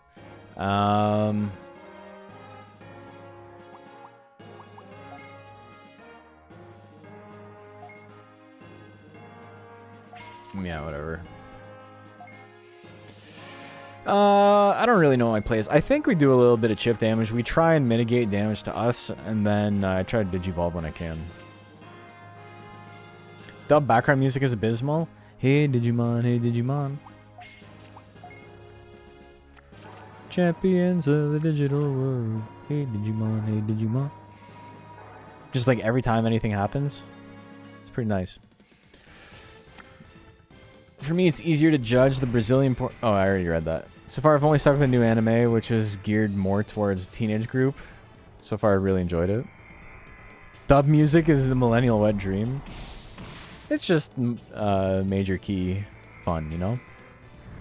I mean, the background music where it's just instruments.mp3. Okay, but people talk a lot of big game about, like, the Dragon Ball Z soundtrack, and that's the same thing. It's just, what if I had MIDI instruments for everything?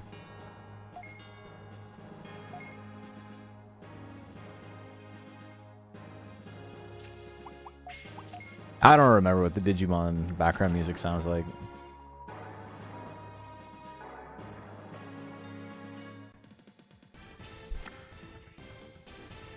I don't know when those made their way around. Those boxes didn't last long.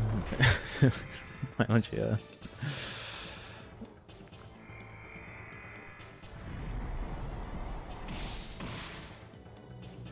Yeah, I don't remember that, but I believe it sucks.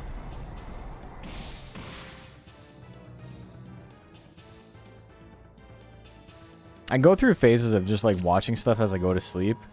And like sometimes it's like old TV shows, but lately I've actually been rewatching all of the Napoleon Bonaparte. I'm gonna do this.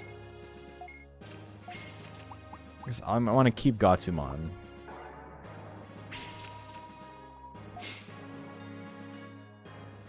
We're gonna get him with the Boner Crusher. Napoleon Blown Apart he does like MMA videos, and they're super funny.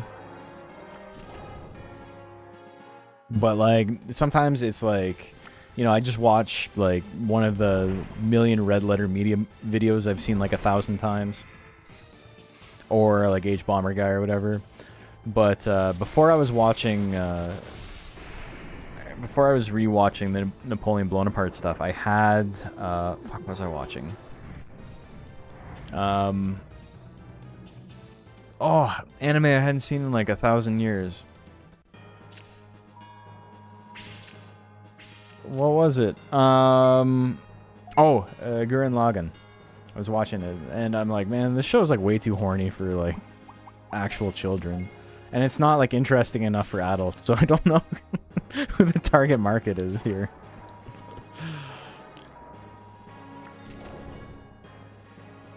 Anime wasn't made for children. I got bad news for you. It was.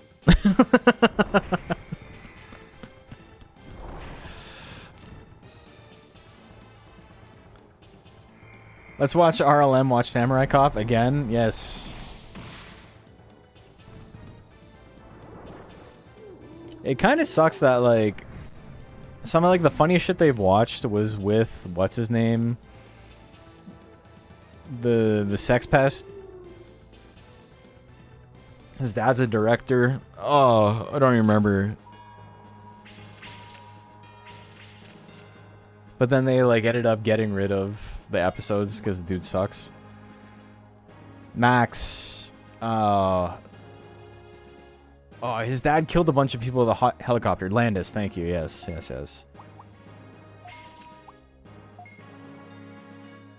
Like that's some random ass Digimon make it into the new shows. Tons of new guys for the main characters, and then Bomber Nanimon and Burgermon just there. Yeah, Bomber Nanimon's sick. Okay. I don't know why I'm looking at it like, what can I do here? I mean, this is a great play. We're just hoping that I draw something that saves me from the circle attack that's coming out. Behind the Bastards episode on his dad made me so mad. We hit it. Let's go, baby. Let's go. Beautiful turn for me. Yeah. John Landis is like one of history's greatest monsters, honestly. Anime was made for edgy high school teenagers. Those are children.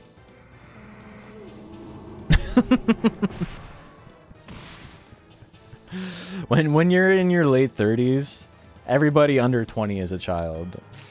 Speaking of which, I recently thought how wildly different medias in different countries can get. Like, I recently heard people saying school bully in shows won't do serious stuff, and I'm like, school bully would burn your grandfather and bankrupt your parents' company. What?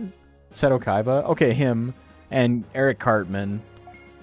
And that might be it, though. I got 70 DP.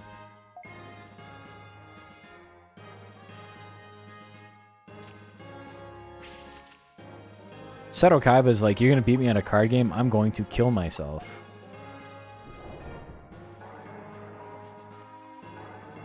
Very cool to just like half your damage for no reason.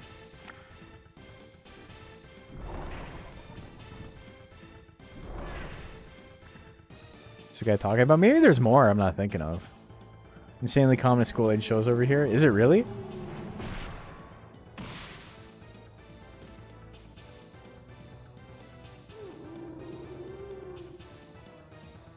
Yeah, because that's not super common here.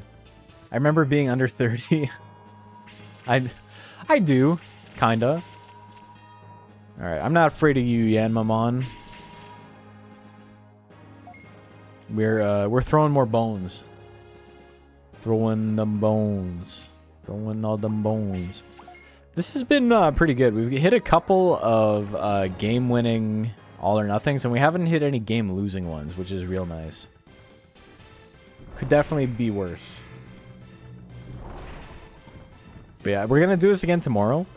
I'm going to be trying to stream earlier in the day than this. But I won't be able to do it tonight, obviously, or tomorrow, just because the way my work schedule is set up. But going forward, because I do so much like training for like boxing at night, it makes more sense if I want to stream more to just stream earlier in the day. So I'm gonna start streaming around like 1 p.m. Eastern. I'll be doing like 1 p.m. to 5 p.m. instead of 8 p.m. to midnight. So, you know, I'll be starting roughly 7 hours earlier than usual. So I know that's going to be a change for some people. But I think it'll be a little bit more conducive to, you know, my lifestyle. Alright, we double changed him to green. That'll show him.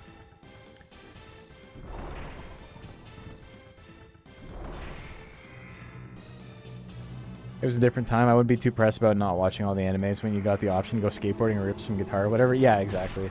I didn't watch a lot of anime at all growing up. I wasn't like... I didn't have an aversion to it. Speaking of boxing, have I watched Hajime no Ippo? Have I watched Ippo? Have I watched Ippo? Yes, I have watched Ippo. Like a dozen times. As a boxer, man, do you plan on someday challenge nerds that are mean to you on the internet to fights like Uwe Boll? Yeah, but... Uwe Boll is like a spooky karate man. He knows the mystic arts.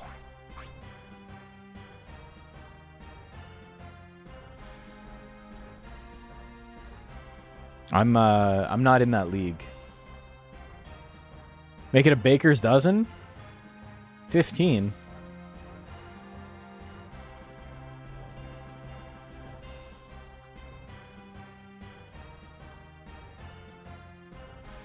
Listen while trying to not crash out at work.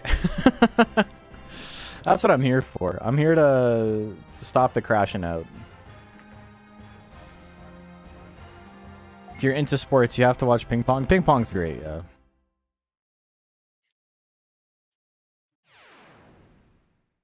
Cheers, everybody. Take care of yourselves. Thank you, Brian. One very popular show that has cool girls lusting and blackmailing her classmate's father, and she has enough power to bankrupt his big corporate business. Apparently, it's like a problem in Korea that, like, you can't, like, basically, if you're under 18, you can't be charged with any crime. So it's like a big deal where, like, kids will, like, go around and, like, assault and like beat the shit out of adults, and the adults can't do anything. Which is like crazy, but also kind of funny. Like, they didn't think there'd be any downside to that. Why don't those kids rob banks? Brother, I got news for you. Roving gangs of toddlers? Yeah, basically. Okay, let's get Jamojimon out. Not a very good card. I'm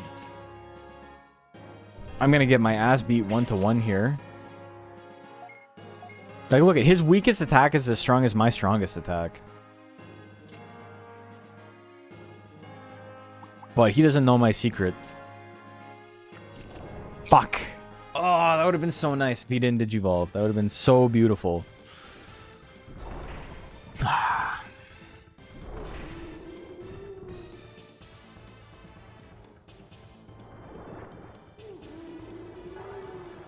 Man.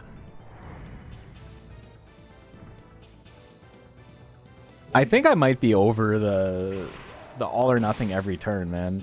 This it takes a lot of the agency out of the game.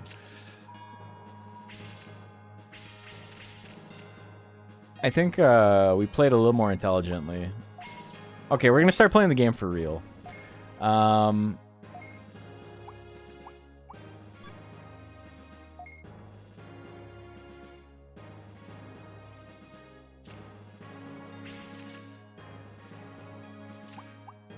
Attack first, eh?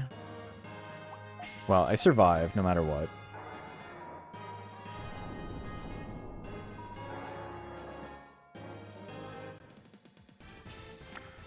If you hire 4 assassins, your 5th is free, yeah. Don't go to the east side, that's Timmy the Tooth's turf. Damn, that's hard to say. He just got his first one. I could not imagine trying to beat Apocarimon with the gamble method. Game's not really set up for it. I didn't think this through. That's alright. We're just gonna play the game normally. We got pretty far. We're 6-0. Playing the game like a freak. Digi-devolve. HP double when successful. Yes, okay. So here's what we're gonna do. I'm going to triangle. Both of these are great. None of them help me right now. This is the time to do this. Ah! He used circle. Okay. Or he used X, rather.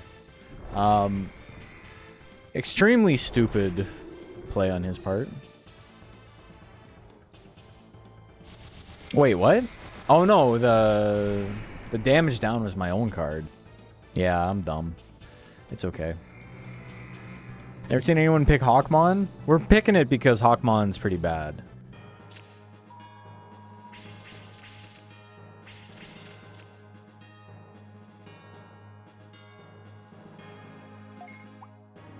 Okay, I'm going to do this. Good start. I'm going to triangle. He's got so much HP, man.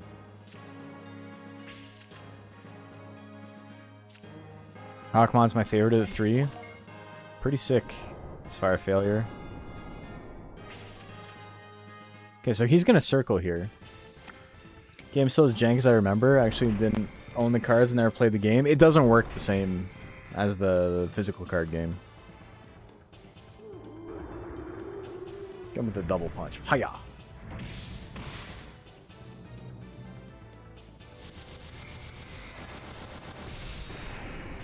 Okay, so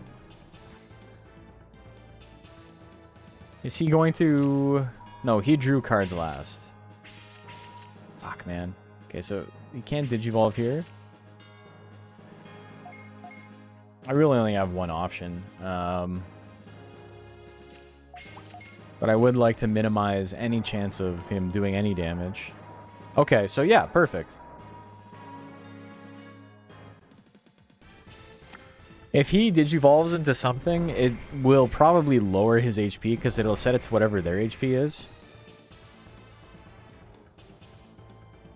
I got a double punch play. Yeah, Digimon sound, yeah.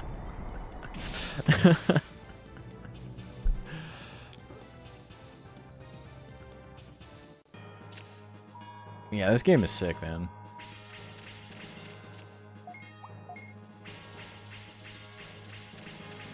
Okay, pretty okay cards.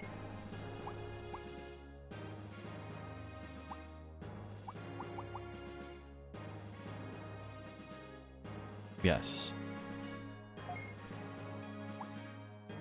I kind of don't want to use any of these. These are all pretty good to just hold in hand. I'm gonna try to lower his attack again. Found Time Stranger is disappointing. Yeah, I never finished it. I think this is the best Digimon game. You could make an argument for that for sure.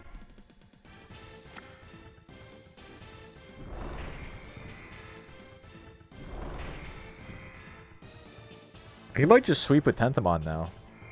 We're not going to do any damage to him here. He's going to Digivolve, but I'm going to hold on to Jimojimon.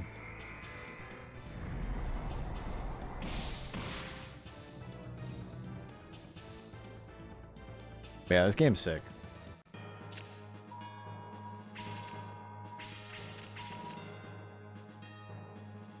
Okay, I'm just going to circle again.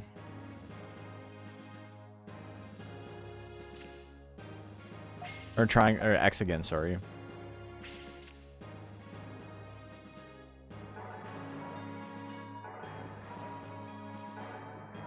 Okay, it's not worth like risking it for 60 extra damage. I might as well just swing X every time.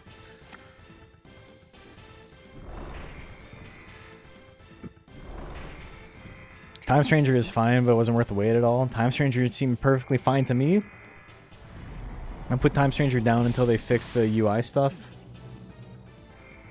I just, you know, I enjoyed what I played, but I didn't feel the need to keep playing. It's gonna be a long battle? Yeah.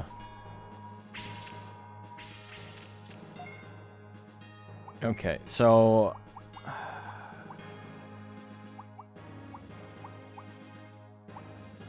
This is kind of frustrating, because I don't want to use...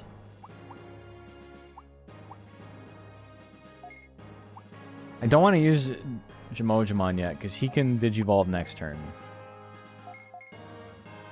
We're just going to play it safe.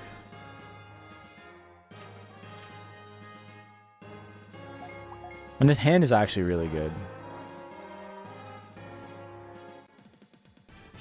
Yeah, if he Digivolves and I, like, waste the attack, it's not worth it at all.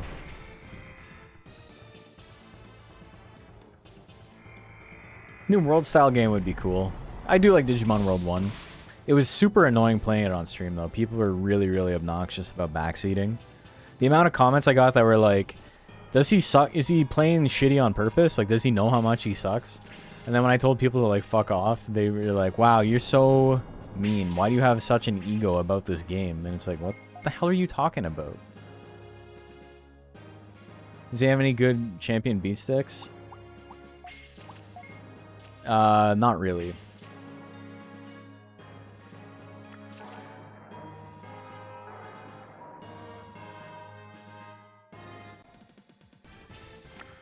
It was super annoying, and like I was getting a little bit tilted, and then people were like, wow, you have such a bad attitude. And it's like, fuck you. What the hell, man? People are so like weirdly parasocial, even in ways where it's like it's beyond just like I watch the streamer so I feel like we are friends. There's also like the idea of this person is streaming so I am allowed to be an asshole to them.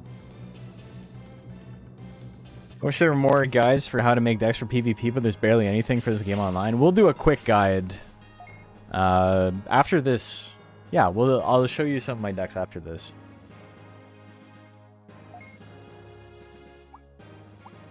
I showed you my deck, please respond.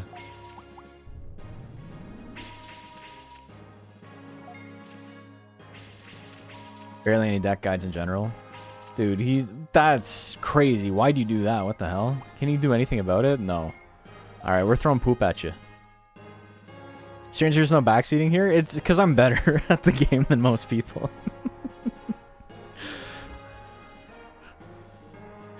I miss digital TCG games, maybe the most dead of genres since they're all either roguelikes or free-to-play multiplayer. Yeah. Sure, there's a 300-page game facts out there. Dude, people can't even agree on what the triggers are to unlock stuff in this game. There's like 2 or 3 big game facts guides for this, and they all have different info in them.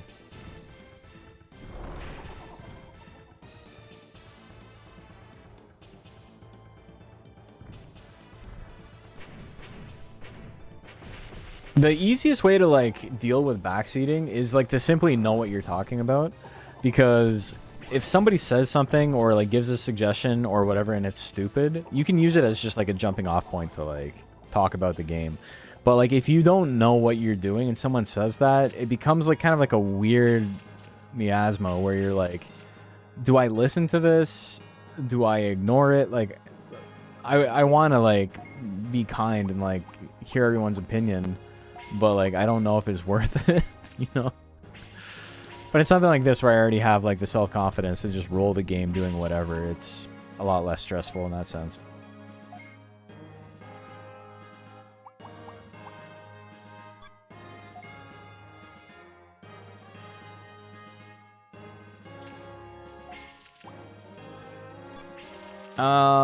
He can kill me with 2 hits either way. I might as well just get some damage out. X to 0, crazy. Xenonight's guide is insanely comprehensive, but it was made relatively recently. Oh, okay. That's cool. That might have been the one I used. But I was just talking to some people in the Discord a couple of days ago, and they're like, yeah, I don't, like, I'm using a guide, and, like, these two guides contradict each other. No mods to play this online yet? You don't need mods. You need Arcade... Is it Arcadesia? Is that how it's pronounced? I'm never gonna get it right. It's Polish. You need this here.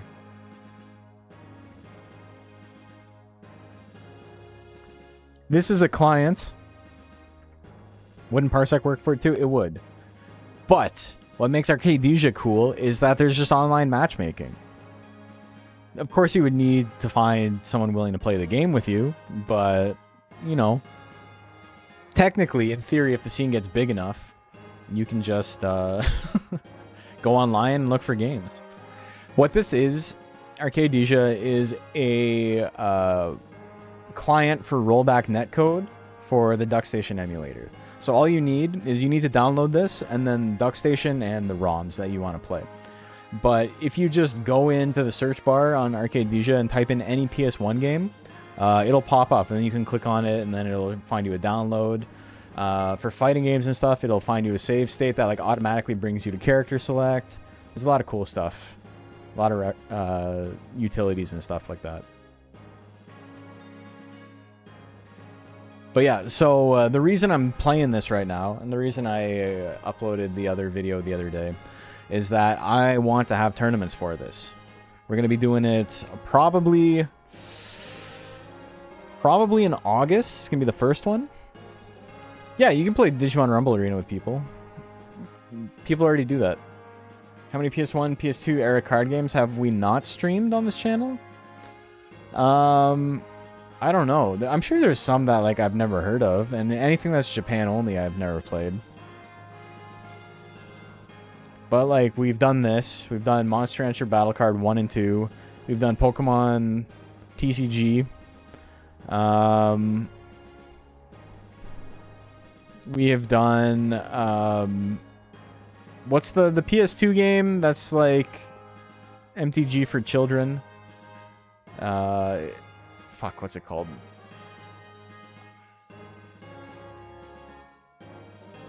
Duel Masters, yes. There is a, I think it's an Xbox game that's like MTG, but it kind of plays like Tekken. If you've ever played Tekken, which is like, it's a mobile card game with like Capcom properties, and like you play a card in a lane, and it like slowly moves over to attack the opponent's side. And then you have like 3 lanes. And there's an MTG game like that that came out on, I think, the Xbox. That could be cool to try playing. Okay, so what's he got here? Attack first? I'm fine.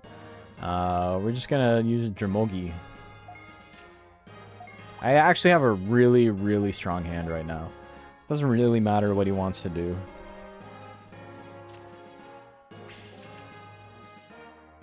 So I can do this. Duel Masters got a collab with the Monster Rancher Gacha game a little while ago. They had a special mono that was just a pack of cards. Which is pretty sick. And then whatever his name is, Bolshevik Dragon was like a dragon. And then I think it's a hanger. Whatever the white card, the like angel thing, was a hanger subbreed. Rip Teppen finally went end of service recently after 7 years. I know. I gotta show you something though. I haven't played it in like 5 years, but I still got it on my phone.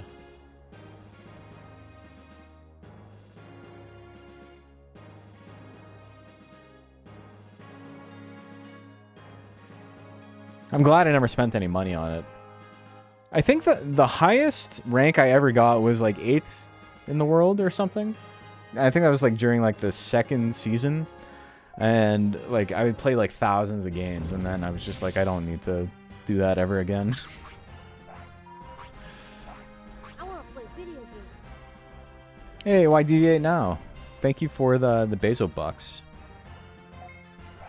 Managed to get 4th once. Yeah, I remember you showing me. It's really sick. Because I remember like getting top 10 took like forever. And I was playing a Morrigan deck, I think.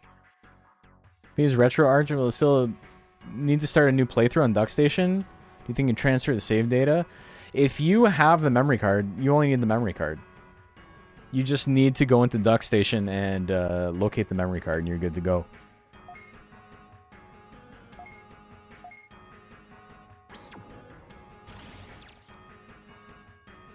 I'm Vidramon. I don't care. I don't think he'll listen to me. He's angry. I'll beat you with my shitty deck. He said he was gonna whoop me silly. What the hell? God damn. Last time I played Teppen is when they added the Battle Network stuff. I think the last time I played is when they added Nergigante, which was like many moons ago. It was fun, but I didn't stick with it. Yeah, that's kind of how I felt too.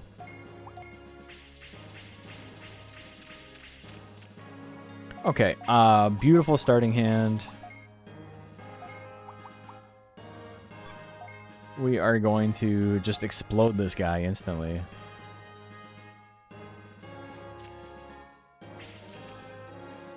This is draws cards, right? Offline pile. Okay, so useless.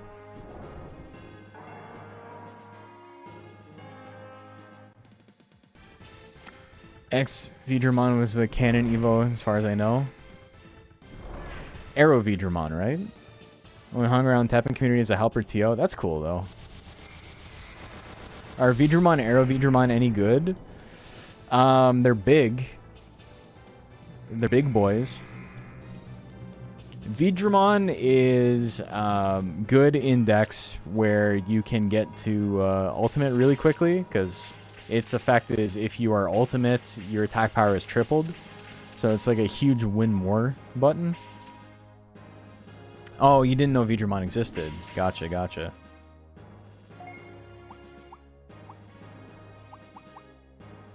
Okay, so pretty good situation. Airdramon with the 50 damage X attack is so funny. Don't use this shit. Either way, if you use triangle and you're using cross hitter on me. Okay, so that is if I used X, which I did, he goes first and gets plus 500 attack. Either way, I'm surviving. We're in an okay spot, and then I can Digivolve next turn, so however much damage he does doesn't matter. I assume Duck Station is the new go-to PS1 emulator. Yeah, it's very, very powerful, and it's super easy to use, so people recommend it. I'll gladly play Big-Ass Idiot Arrow Vidramon. Kind of weird that Vidramon is green when Vmon is red. I think it's because the rest of the line makes sense as nature. But yeah, you're right. Okay, I don't really want any of those. They're good cards. They're good dogs, Brent. Okay, I can't do enough damage.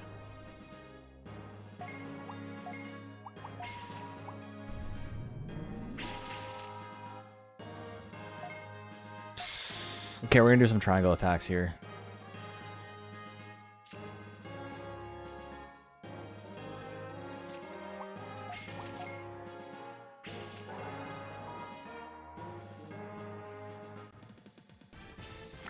Vidramon is the second, third best beat stick in nature, but going first isn't as good as, say, circle checking, and it makes it significantly weaker than Kabuterimon. Yeah, nature kind of has this issue where one Digimon is genuinely very strong, but surrounded by scrubs. Because this is Digimon games, you better believe they're all insects. Yeah, the upper, like, the Magna Angemons and this shit are horrendously overpowered, but it's just getting up to that point is really tough. So Arrow Vidramon, he can put in soon. Yeah, it only costs 40 DP. It's not a particularly strong ult on its own. It's like very okay. It's fine. Is Leomon a good natured beater? Yes, and I think it is. It's like Jimojimon, except for, or sorry, not Jimojimon. Jungle Mojimon. Or J Mojimon, yeah, whatever it's called. Except for champions. If you're champion level, you do 300 more damage. Is music in this game recycled from Digimon World 1 and 2? There is some... Yes, I think the battle theme is from Digimon World 1. Some of it's new, though. Most of it's new, I think. The backgrounds, if you'll notice, are literally just screenshots of different locations in Digimon World 1, though. It's plus 500 if you're lower level and A is below C. Oh, okay. Gotcha. Yeah. I knew it was boosting something. Angemon line always ends up being cracked in most games. Magna Angemon is good. Marine Angemon in this game, not super good, but that's not really the Angemon line. Marine Angemon actually has a pretty good effect. Or maybe I'm confusing it with Magna Dramon. I think Magna Dramon has a good effect. Okay, whatever. We're gonna swing something here. I need... Triangle's fine. Because I can kill it before it digivolves. Find it weird that the Angemon cards are green. As opposed to what else? Oh, that's actually really bad for me. Fuck. I needed to do enough damage to kill it before it could digivolve, or else I'm in a lot of trouble. Green is used both for nature and for, like, holy in this game. Green is like the good guys, for the most part. Or, you know, something like Vegemon, where it's obviously a plant. Nothing else really works for Angemon. Okay, so...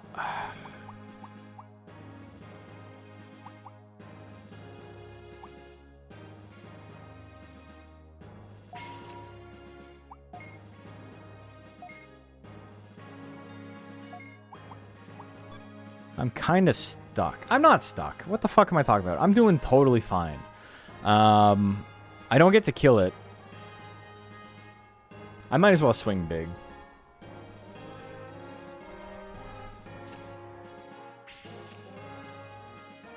I'm going to swing big and do this. I don't really think there's anything that can stop me here. No, okay, whatever. Oh, okay.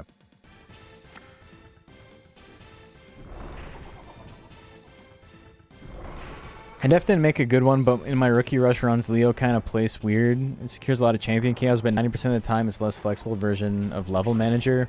Yeah, level manager is pretty good as is. Plus, it can't be jammed, right?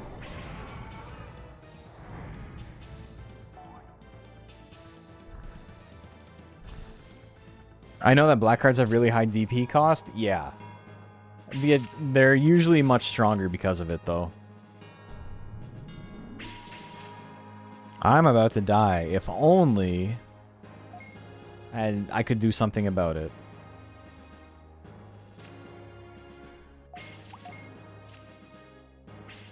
If only I used a card that gave me 1400 HP.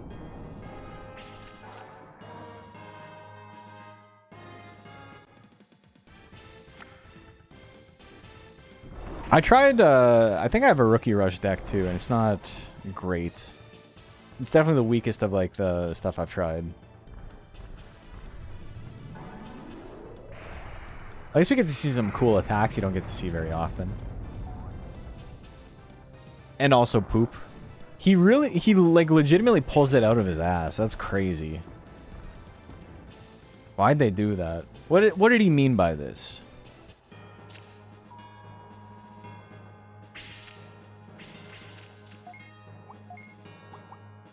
Okay, so this is the play. Here is the concern. This is double damage. I have to hope he used circle. If 50-50 he used Circle. We're still in an okay spot. We're still up a point. So if we can just chunk him for damage and then kill him with someone else later, that's okay.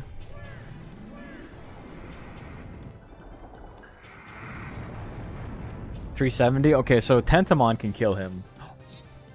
Oh, fucked up, brother. What the hell? Digimon is part of the archetypes of poopy failure evos with Sukamon and Numamon. Yeah. But he doesn't have to pull it out of his ass. Like, that's fucked up. Both players' attack becomes Circle. Boost own attack power. Plus 100. I gotta use this. That's the only way I'm gonna survive.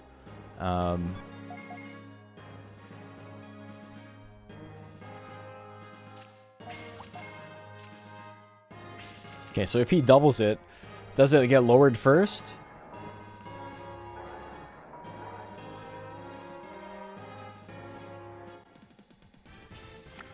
Remember Raleigh poking the poop with a stick?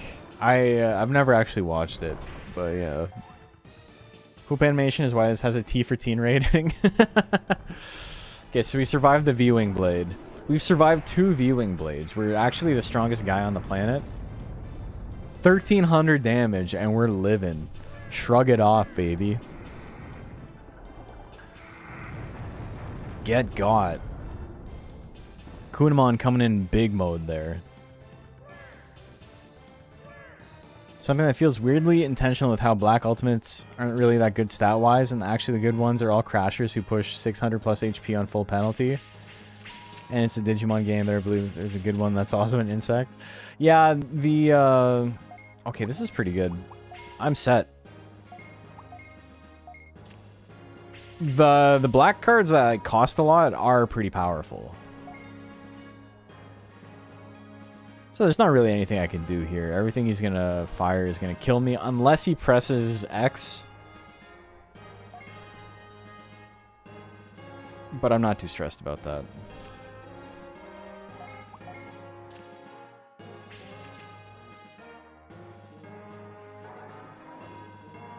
Strongest Vidramon versus weakest Piximon? Yeah, exactly.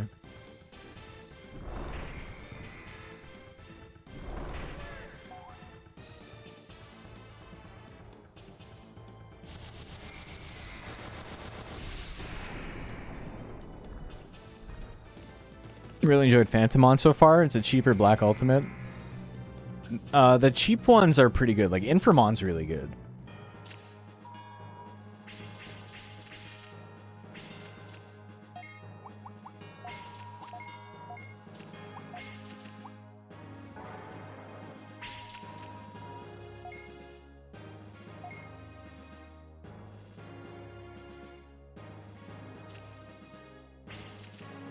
Love that. See you later, dummy. Why would you ever do the attack? Why would you ever pick the card that makes us use Circle when I have a thing that puts Circle to 0?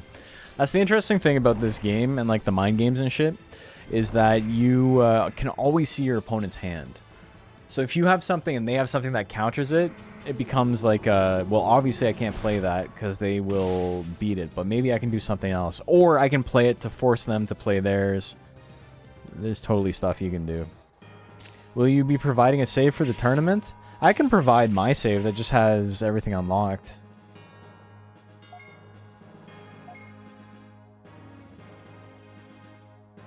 You would need to submit a memory card, though.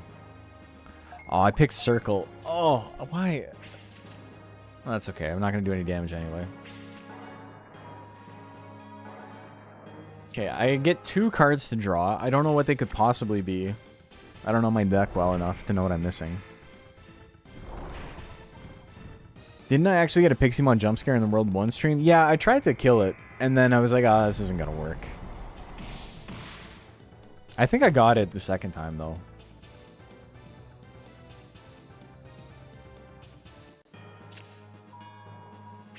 Okay, I don't have a lot of cards. Psychmon's pretty good. It'll keep me alive. He's got 3 cards left. He's probably going to Digivolve next turn. But Psychmon's pretty good for that. Beautiful. Wonderful. One of the only things I was worried about. That doubles damage for ultimates.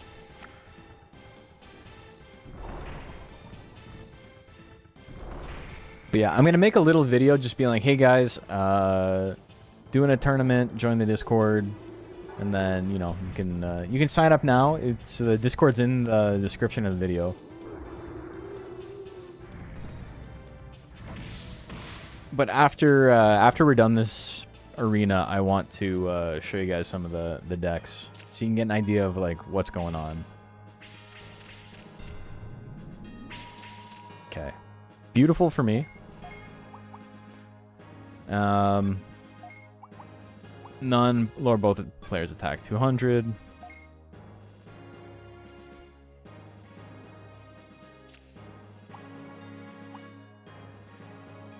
Okay, so here is the concern. I don't use it this turn. I take the damage. It is better for me to take the damage here and then heal up after this, because I can't risk pressing circle. Let's figure out a way to make a deck around Master Tyrannomon. I mean, you can make them pretty easily.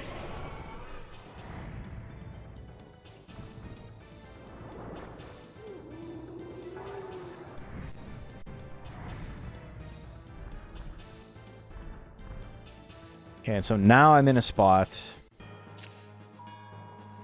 where it makes sense for me to heal. Is it okay to end the prep phase? Honestly, I don't think I could win if I was playing against a human player here.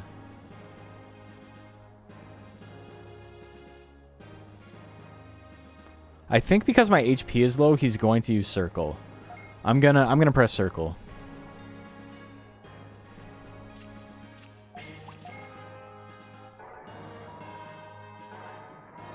You fucking real, dude? Oh my god.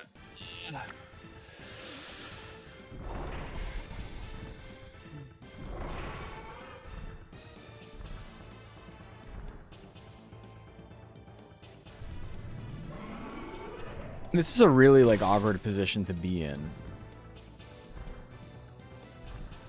because he has control and I don't.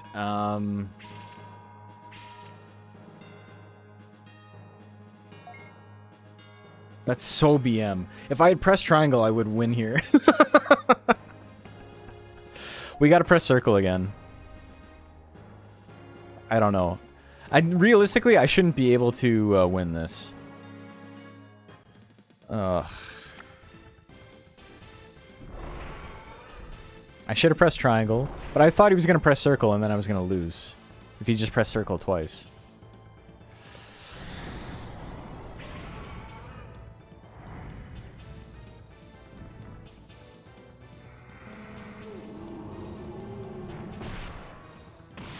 So now, well, I win with triangle, it's fine.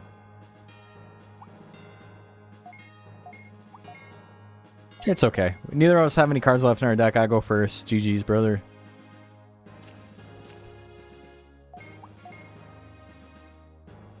If he had just pressed circle and then when it was my turn to go first, he used the card that made us do 200 less damage. Yeah, that would have been free for him.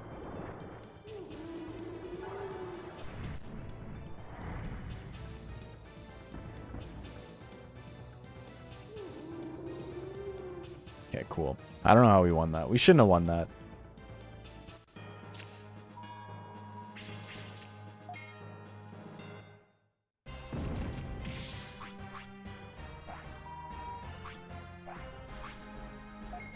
Aruramon. Question for the chat. Are you Team Megadramon or Team Gigadramon? Megadramon's got more color. Alright, Wormmon. I'm Wormmon. Okay, I need to... Something's wrong with this place. I can save here.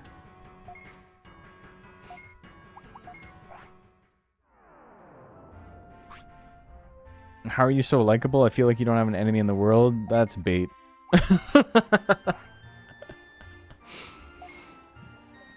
Team Palmon? You are Team Palmon. You've always been Team Palmon. You just beat this game last week? Sick. It's a very good game.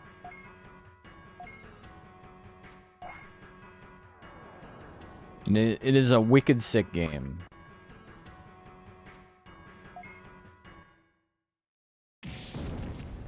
Mega Dramon specifically because Machine Dramon Evo? That's fair. The first Mega. Okay, yeah, very easy first hand. Oh, brother. Okay, so this is both players use triangle. Own attack becomes triangle. Both of these are pretty good cards. They're just not good in, like, against the computer. Is there a rainbow deck? So as far as like PvP goes, there's really like there's some known stuff that's good, but there's not like a tier 0, tier 1 rogue type of like deck list, right? There's some shit that me and like maybe 5 other people have put together. There's some stuff that's strong, that's like kind of self-explanatory, but like we're all just kind of screwing around. So there's plenty of room to build your own interesting decks.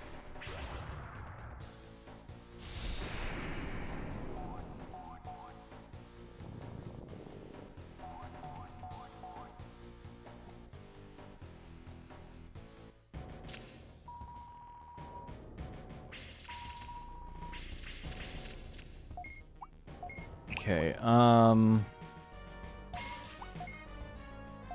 I'm in a really good spot here.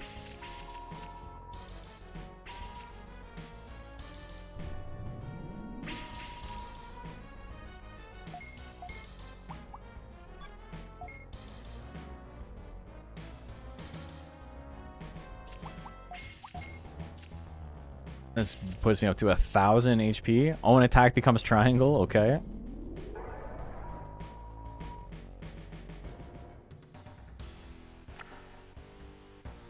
Gururuman.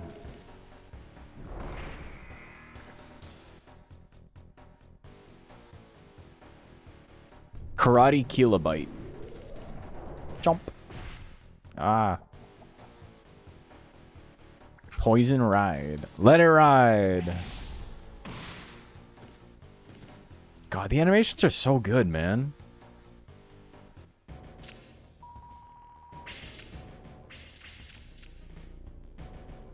Okay. Honestly, fine. I don't want to Digivolve here.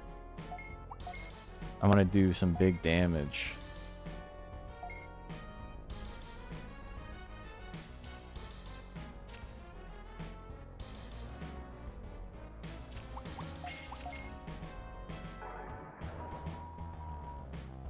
Ah.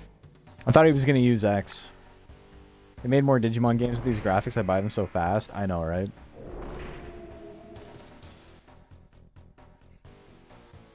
It's really got like Digimon World 1 vibes. Or, well, I mean Digimon World 2, I suppose.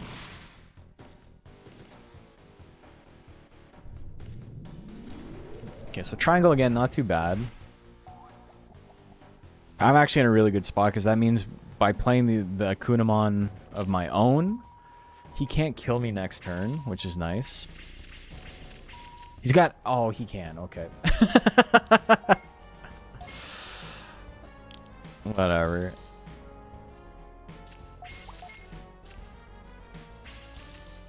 Fuck. So that just boosts his attack by 300. And then I lower his attack by 200. And he didn't use X, so I'm in trouble.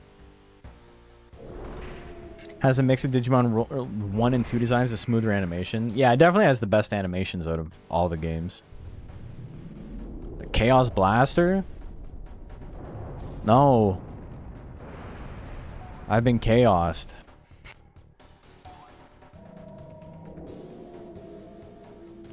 Alright. So we were in really good shape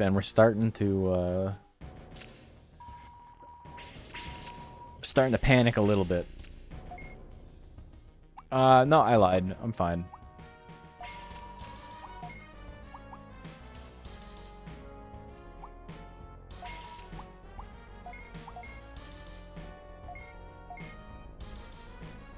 Okay, we're gonna win this here. Models across all Digimon games and PS1 are shared. Yeah, but it might just be different poly counts.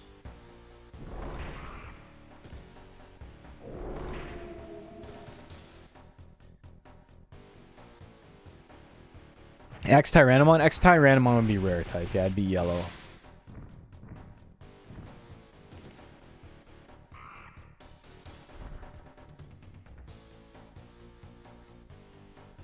Because it fits in with like the Digitamamons and the vibes of those cards.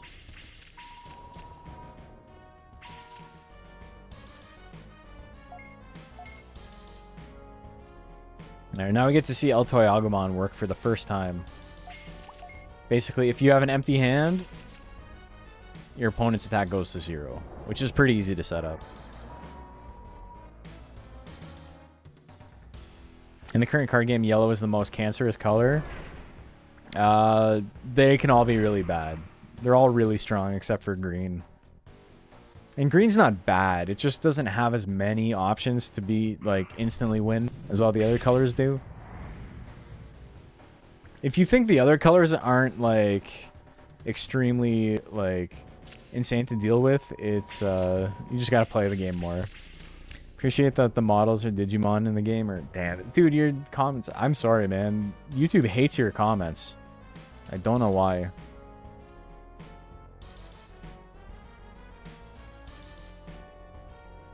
Appreciate that the models for Digimon in this makes them dinky little fellas. Yeah, like they got little chibi, like, they're little chibi boys.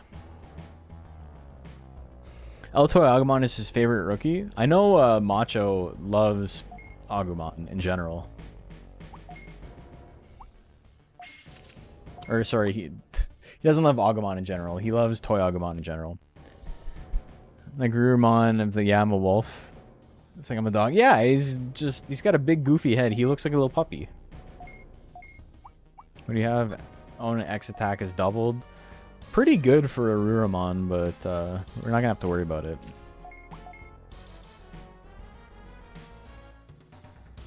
Okay, so that looked like it could have been hairy for a bit, and then it was super easy, actually. Why don't you talk to Dave so you can get your first armor Digivolve Hawkmon? I thought I had to beat this dungeon first. I didn't know if I had to beat the arena he was in or this one first and then go back to talk to him. Either way, you know, we're not really relying on the partner too much. We got our first backseating. That's okay, though. But that's what I mean, is like, when you already know everything about the game, it's not a big deal at all.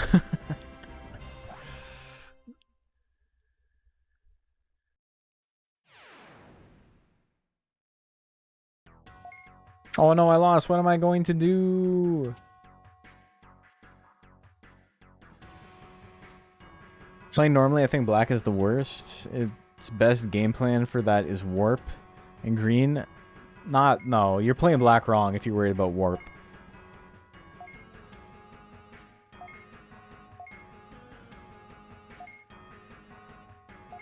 Black has a lot of like extremely powerful cards and effects, and like a lot of really good anti-control, which is nice, like with Davidramon and whatever.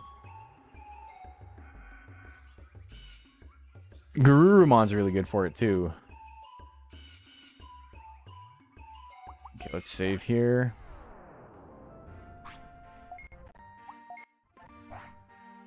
And we got 11:30. Okay, I'm going to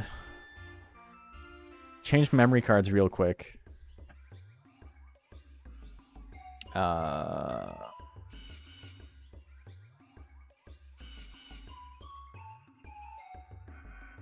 Shared card 1.mcd. Okay.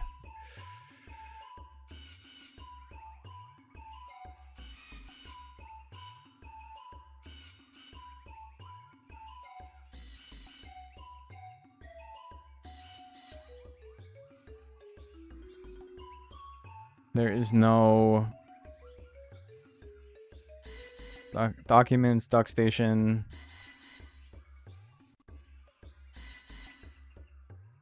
I don't even see the folder for it.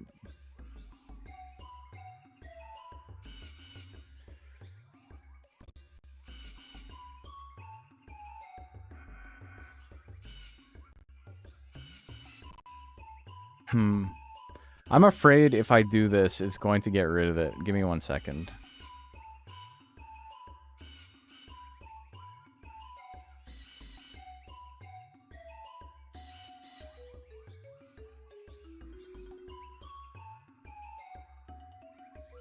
Okay, Digimon World 1. Digimon Digital Card Battle 1. Okay. Okay, that's fine. I figured it out. I think I am... okay.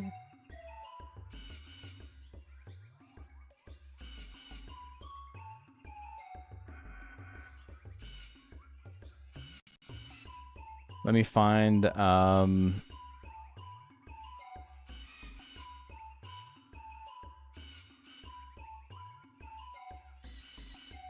if I open EPSXE.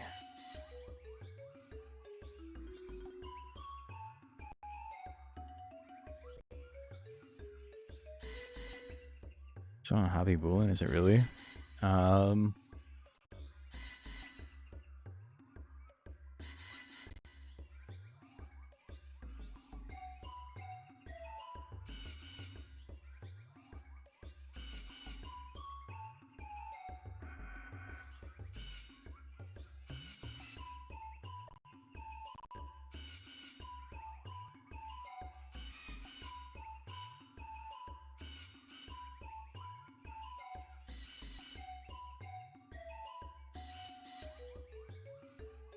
Okay, I think it's on here.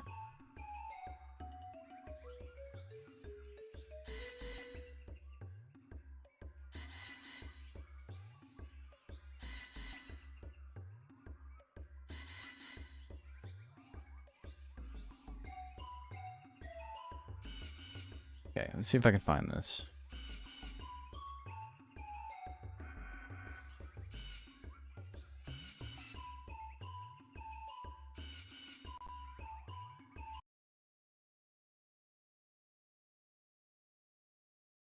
I'm going to save state just in case. Let's see if I can figure out why I can't see the memory card. System. Memory cards. Browse. Why? Why is this not showing up? All memory card types. There's something wrong with this.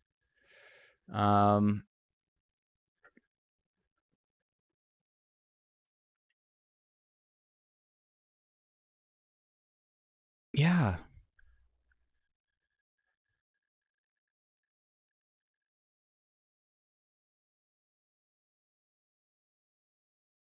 Okay, I wonder if I could just type it into the thing instead of browsing.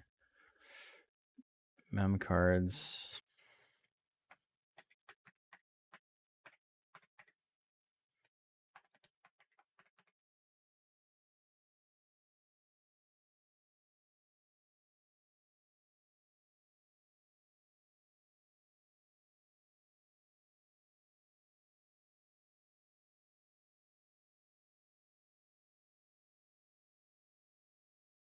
Oh, it's a .mcr. Okay, I wonder.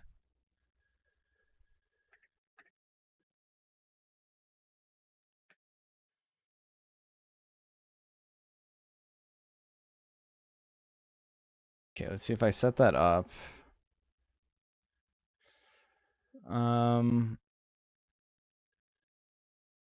Okay.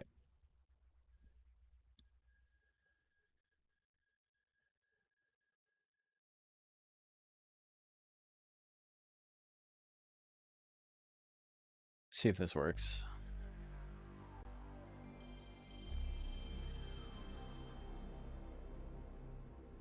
I can always run on EPSXE. It's not a problem. No idea why Gardramon is dark instead of rare? Yeah, that one feels like a mistake.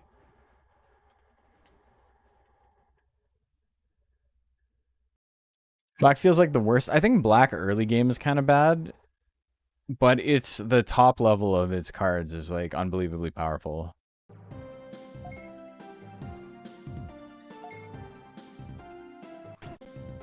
Okay.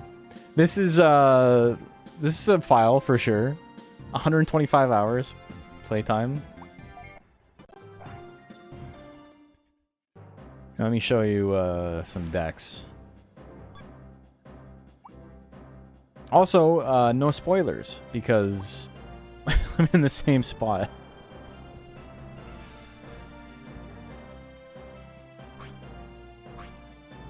Oh, whoops.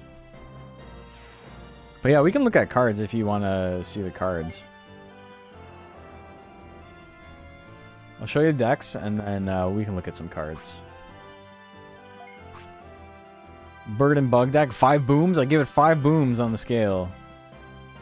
So, this deck is very funny. Like, it's got a Birdramon. It's got 2 Waymons. It does not have any way to Digivolve into them. The reason you are using this deck is for Apocarimon. Apocarimon has Crash. Also, you have no way to Digivolve into Apocarimon either. There's no other dark cards in the deck. Basically, the goal is... Well, I can show you. I can show you how this deck works.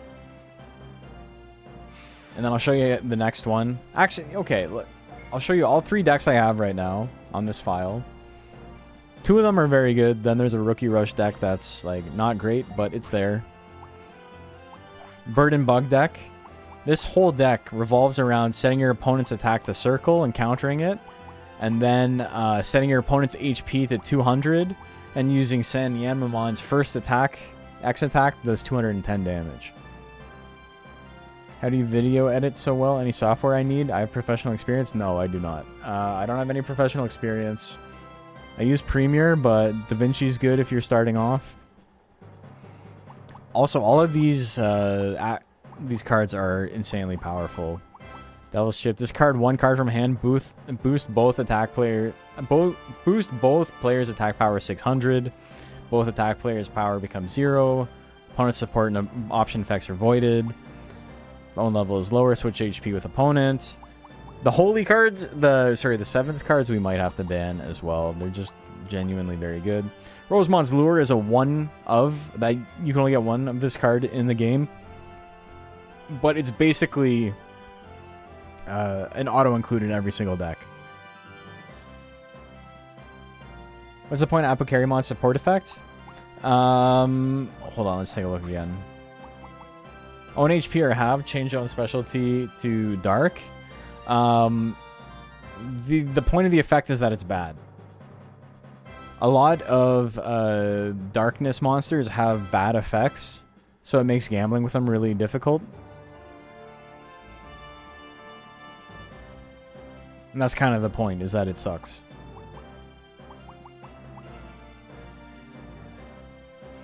But yeah, I can show you those 2. And then rookies, what do I have here? Oh, this is... Oh, I changed the deck. It's not rookies anymore. Oh, it is rookies. Yeah. So I tried to make a green deck. I don't know if I ever, like, got this off the ground. Valkyrimon's really good. Magnadramon, pretty big beater. X counterattack is really, really interesting. It's one of those things that seems stupid until you realize that, like, Crash is so prevalent. And then, you know, Magnadramon beats that pretty easily. So this is basically Tentamon, Palmon, and then boost the shit out of it. And then counters Crash pretty easily. Download Digivolve. This card's broken. You just Digivolve from any Digimon to any other Digimon.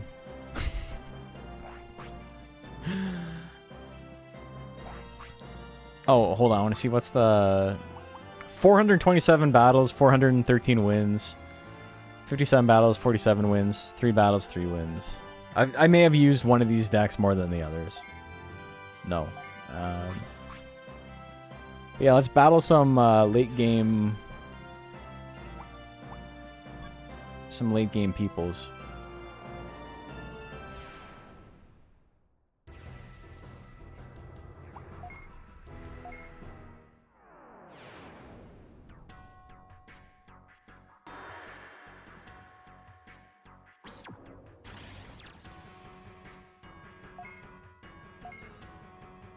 I'll show you guys all of them.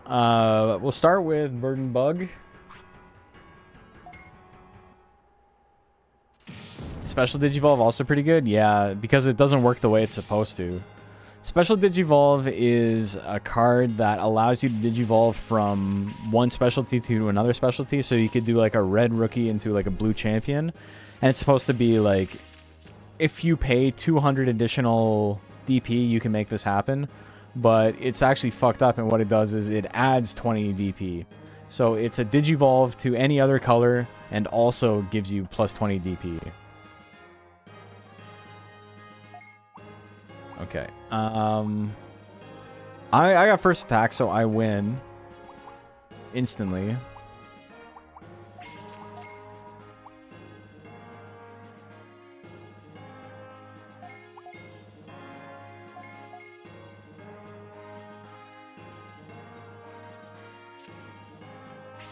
Cool card. Let's just both do 600 extra damage. Oh, I don't have the, let me turn on the...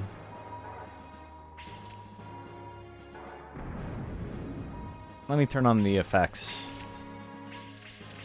Yeah, you don't play 1,000 games with the effects on. And turn the polygon battle on. Okay, so it's on now. Also, I think if you do this, yeah, it tells you what everything means. So there's like a little index in the game at any time.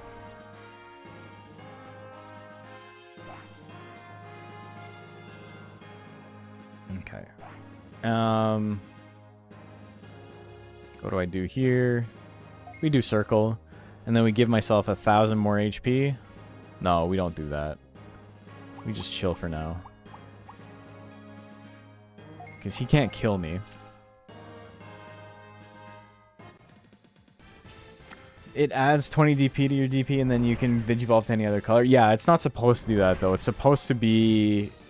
at the cost of 20 additional DP, you can go to any other color. But instead, it's just better than... anything else, really.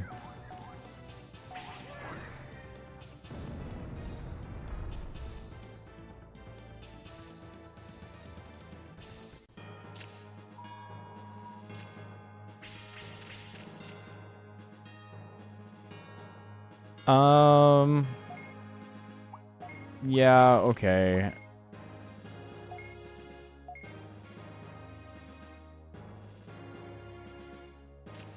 You gonna attack first? No, he's not gonna attack first. Okay. So I just get the kill here. Toy Flame has a more expressive animation than in Time Stranger. It's sick in this. You know what it like kind of bothers me is like I've talked to people about this before, and they talk about how like a lot of old games have like really long animations and they wish they were shorter. But like there's so much personality to this. Like, yeah, okay, does the animation need to be like 5 seconds long? Maybe not, but it's cool that it is. Look at his little cheer animation where his head pops off. Shame we can only set up 3 decks. You can have unlimited memory cards, but yeah. I tried the actual TCG. I've played it a little bit.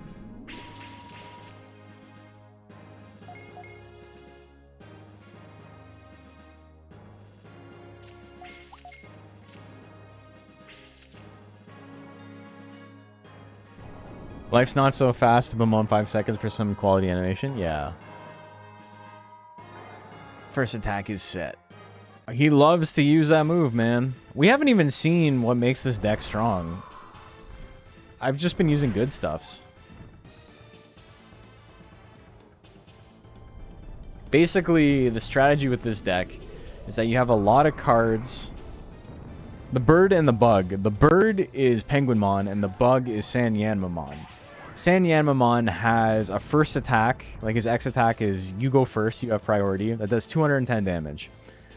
Toy Agumon's ability, if we take a look real quick. discard one card at random from hand, and HP of both players is 200. So you set your opponent's HP to 200, and then you attack first. You get the instant kill. Penguinmon has circle counter. Garurumon, opponent uses circle. So either you are setting them up to get countered, or you are killing them in one turn, over and over again. Always felt Sanyamamon had potential. It's one of the best cards in the game. Long animations. Came by big blockbuster, so that games later you have to rent them more. Yeah. Okay, so I'm in a pretty good spot here. Free win here. Yeah, I'm gonna discard all cards.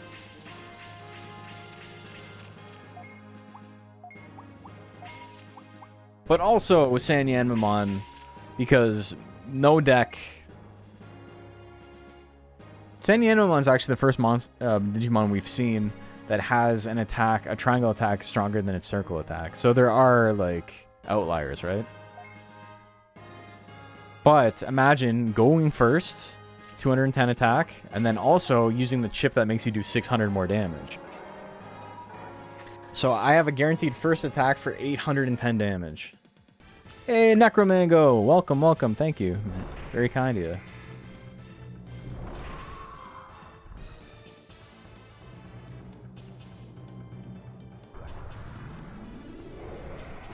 Hacha.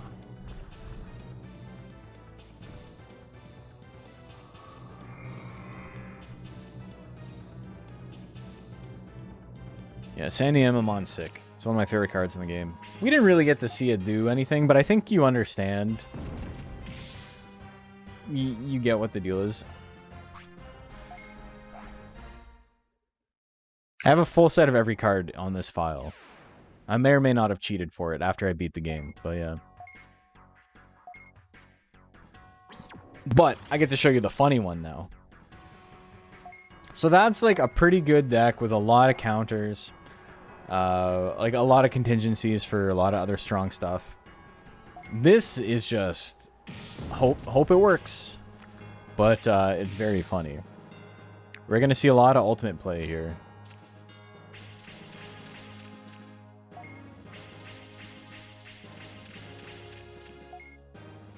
So we're just gonna play Apocarimon. Hey, go pause. Welcome, Go Pause. Hope you had a fantastic stream. Look at this. This costs 70 DP to Digivolve into Apocarimon. It is the strongest beater in the game. Insane HP, insane damage on that circle attack. But really not very good otherwise. I think we're fine. I think this is the hand we have until the end of the game. First attack is fine. Because here's what we're going to do. Oh, I have to have less HP than my opponent. That's right. How's Digimon? Good. What does beater beat stick mean? Just big damage.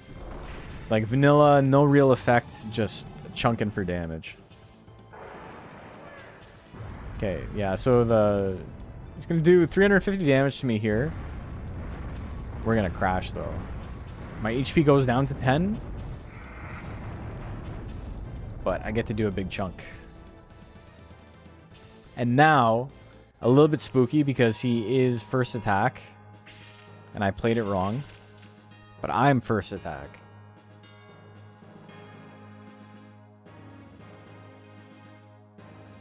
So, yeah, we're gonna get funny with it. No! I pressed the wrong button! Fuck. Okay, well, I don't want that. Alright.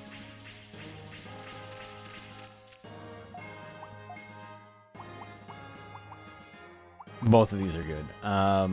Yeah, we've won this. It's over. We threw out a good hand, and we got a better hand. There's two bananas. They're both probably strong enough to be banned. This is insanely powerful. This is insanely powerful. Waymon, not normally a very good card, but extremely good in this deck. We're gonna get through this without like actually ever dying, I think. And we're gonna constantly be setting our HP to 10. Okay, that's fine.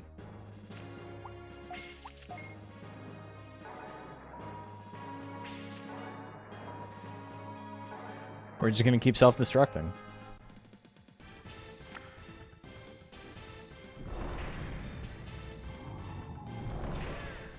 So yeah, the self-destruct damage is equal to your current HP when you use the attack.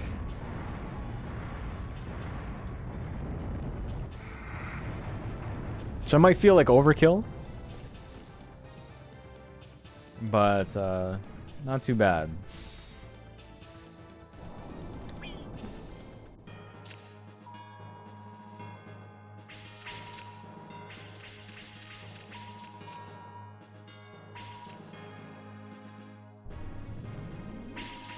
Also, like, this is a really funny situation, right? Because I can cut my HP in half and set their HP to 0. I can't cut my HP in half. It's already at the minimum. Or set their damage to 0, I should say. So now I get to do a little chunk of damage to them, which after I use Waymon, Crash will be enough to KO them.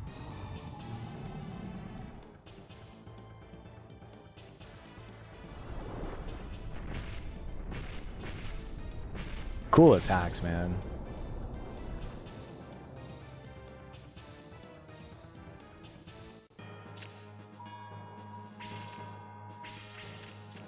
Apicary, if I recall, only missed kill on like 3 total targets, and the gap between it and Diaboro is pretty huge.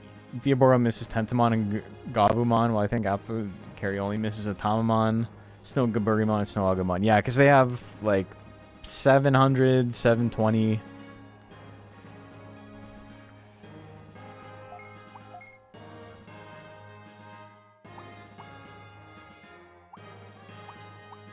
I'm in such a good spot here.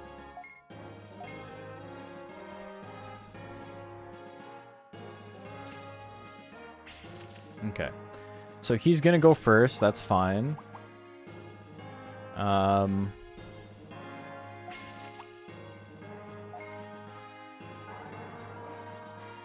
okay though. We're in a good spot.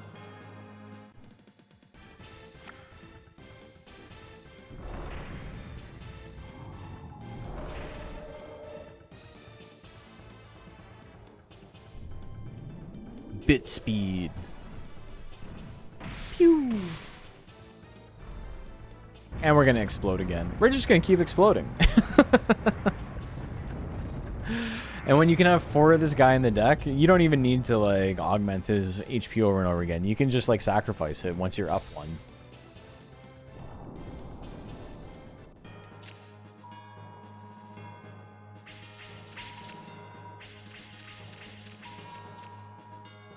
X counter. Okay, don't really know how that works here.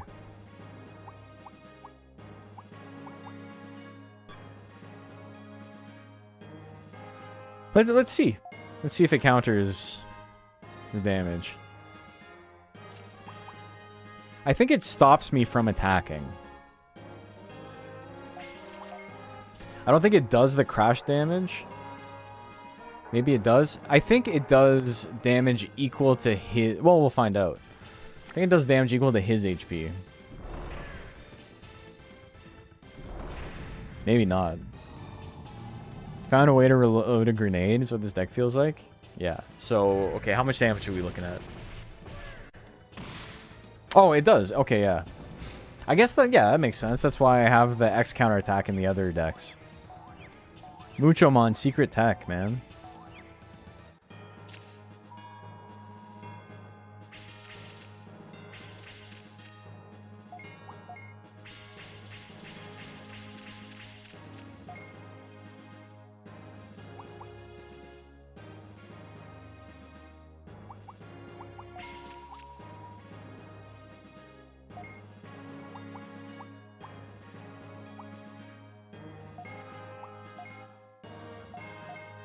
But we win here anyway.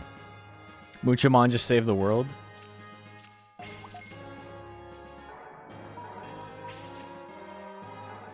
Counterattack is set. Okay.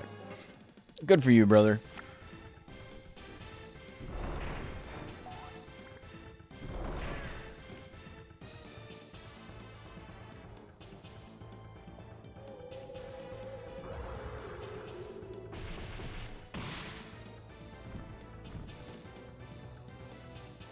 Muchamon too strong, man.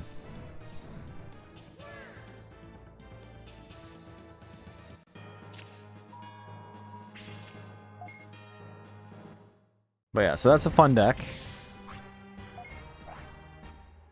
And then the rookie deck is like just like hyper offense from the go.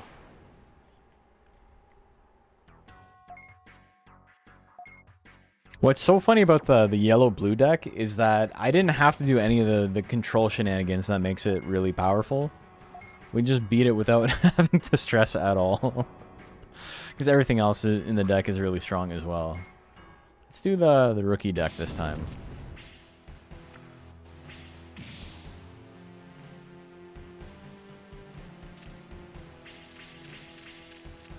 Okay, well, rookie or not,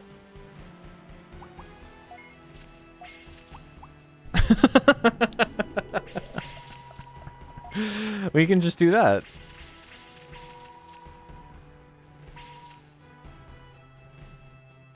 What does Wilds do? Own attack power is tripled. Necessary. Okay, let's see some attacks.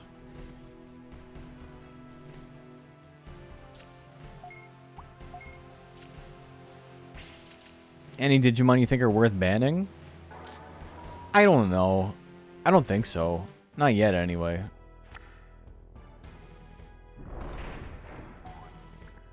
Special Digivolve also negates the attack loss from playing a champion. Yeah, so you can play a champion at like half HP, and then use Special Digivolve to Digivolve it into a full health ultimate with no penalty. This attack's just called Apocalypse. Damn, what the hell? I've never seen this attack before. There's so many cards in this game.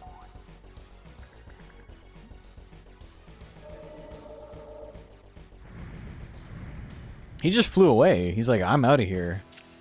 Imagine an online tournament. I got good news for you, man. We're gonna be running tournaments.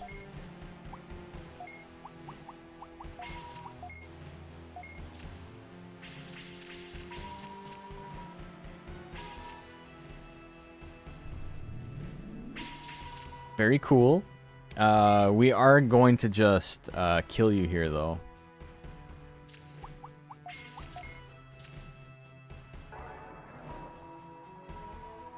Counterattack is set. Dude, I get out of this without having any damage done to me. Beautiful. And I get to see its X attack, which I've also never seen. Hermit Fog. Kermit D. Frog. Hermit D. Frog here. Born too late to experience this game when it first came out. Born just in time to try PvP for it. That's what I'm saying. Just missed the announcement. Yeah, so just join the Discord. We're going to be playing on Arcadia. Or Arcadesia. I'm never going to get it right. Okay, we're going to just chill here because what's in hand is incredibly good. And it's basically net play for the Duck Station emulator. Yep, we're going to be doing tournaments for it. I'm going to upload a save file that has all the cards unlocked, and then you're free to use what you want. The only cards that are going to be banned for the first attempt at the tournament are going to be no partner cards, and then maybe the Grand Seven or the Sevens cards will be banned as well. Maybe Rosemon's Lure as well, because the Rosemon's Lure is it stops you from digivolving, basically, is what it does. It gets rid of all your digivolve points, but that's already like a pretty weak strategy, so it ends up just stopping you from playing a strategy that otherwise like doesn't work to begin with. which I don't think is fun. I think letting the stuff that like kind of sucks rock, or like giving it a little bit more breathing room is a good idea.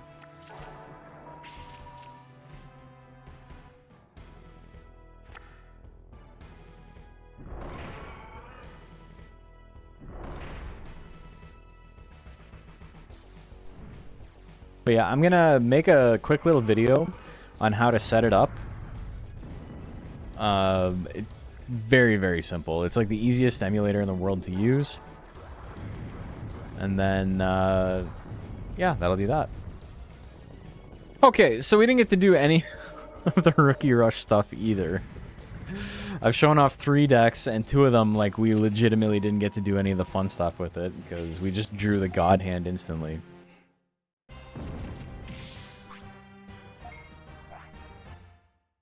I guess doing the fun stuff, or the God Hand is the fun stuff, but...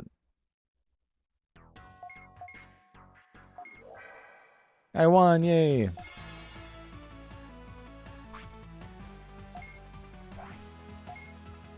We look forward to seeing you again. Cool, thank you. Okay, so, no, I don't want to go to Battle Arena. I want to go to Battle Cafe. Any cool guys hanging out here? You're a cool guy.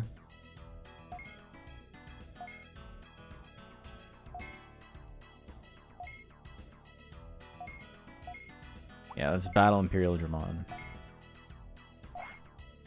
This is all like endgame stuff. I'm gonna do Bird and Bug. There's also like a million like ideas I have for building decks that I don't have made right now. I don't have any like color manipulation or anything like that, but there's a lot of like crazy stuff you can do in terms of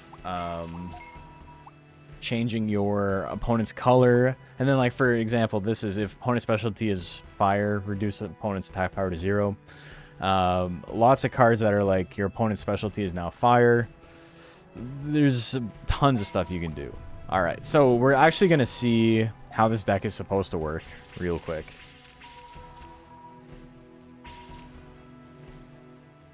So first things first, we've got an instant kill here with speed 7s.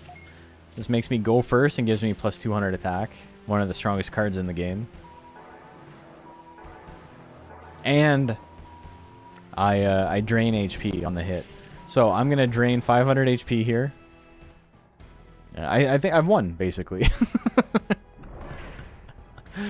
When every hand you get is a winning hand, it's a good deck.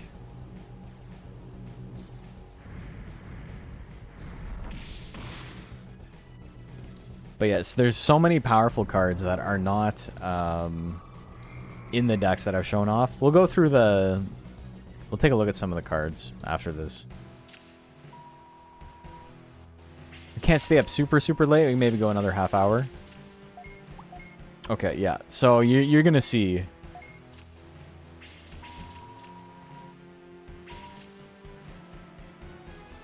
We're going to go first attack here.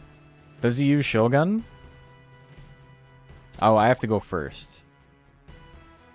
Okay, let's do double chip. Is he going to do Shogun? Yeah. So he's going to set my attack power to 0. But it goes before mine. So we're still going to do 600 damage to each other. It's okay.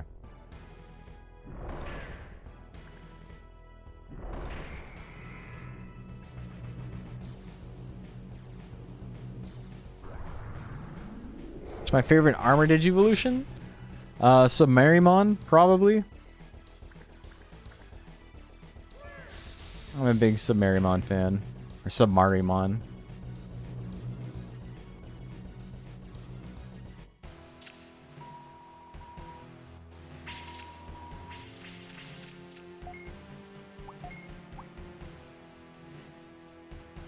This is so stupid, too. Cherrymon's Mist is one of the strongest cards in the game. Opponent's support and option effects are voided. Option cards are cards that are not also Digimon. So they are support cards like this. Like this is an option card, this is an option card, and this is an option card. Support card is the name they like attribute to the effect of a Digimon, and they are different because you'll see some cards that are like stops option cards or stops support cards, but doesn't say both, and they are different, and that is the difference there. This is a support card, and this is an option card. But yeah, basically this is opponent's support and option effects are voided. Opponent's support and option effects are voided. Also, his attack power goes to 0. Shit's stupid, man. But yeah, we're just gonna attack here. We don't care about any of this. So essentially, I can stop him from attacking 2 turns in a row and do 800 damage. First attack. Oh, so that was the 2 options in the instance with the damage plus 600 and the Shogun. Yeah, exactly. And then some X effects are called jamming. Like, you know, this guy's X attack is first attack. Goemon's is triangle to 0. There's one called jamming. And what jamming does is it stops support cards. But jamming doesn't stop option cards. Just support cards. So it's important to know the difference here. Okay, so he's going to Digivolve into Airdramon, which does not matter. Because we're just going to use Bottom Cutter, and we're going to use Devil's Chip, which is maybe strong enough to be banned. I would be fine banning this card. Because what Devil's Chip does is it boosts both of your attack by 600 and it discards a card from you. So it's like, oh, well, it's a double-edged sword. But it's not, because you only use it on turns where you're attacking first. So, you know, that's enough to basically knock out any card in the game. As long as you're going first, it's, you know, close to guaranteed. Except in that situation. Where I wasn't paying attention. You're a Raidramon and Lightramon fan. Flamedramon Sweet 2. They're good picks.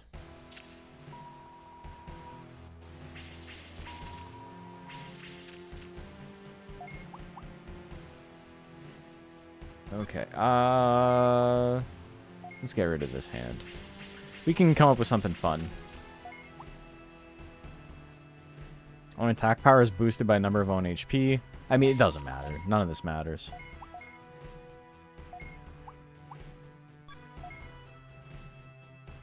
We're gonna hit him with the Fancy Star. A move that never gets used because there's like no use for it at all.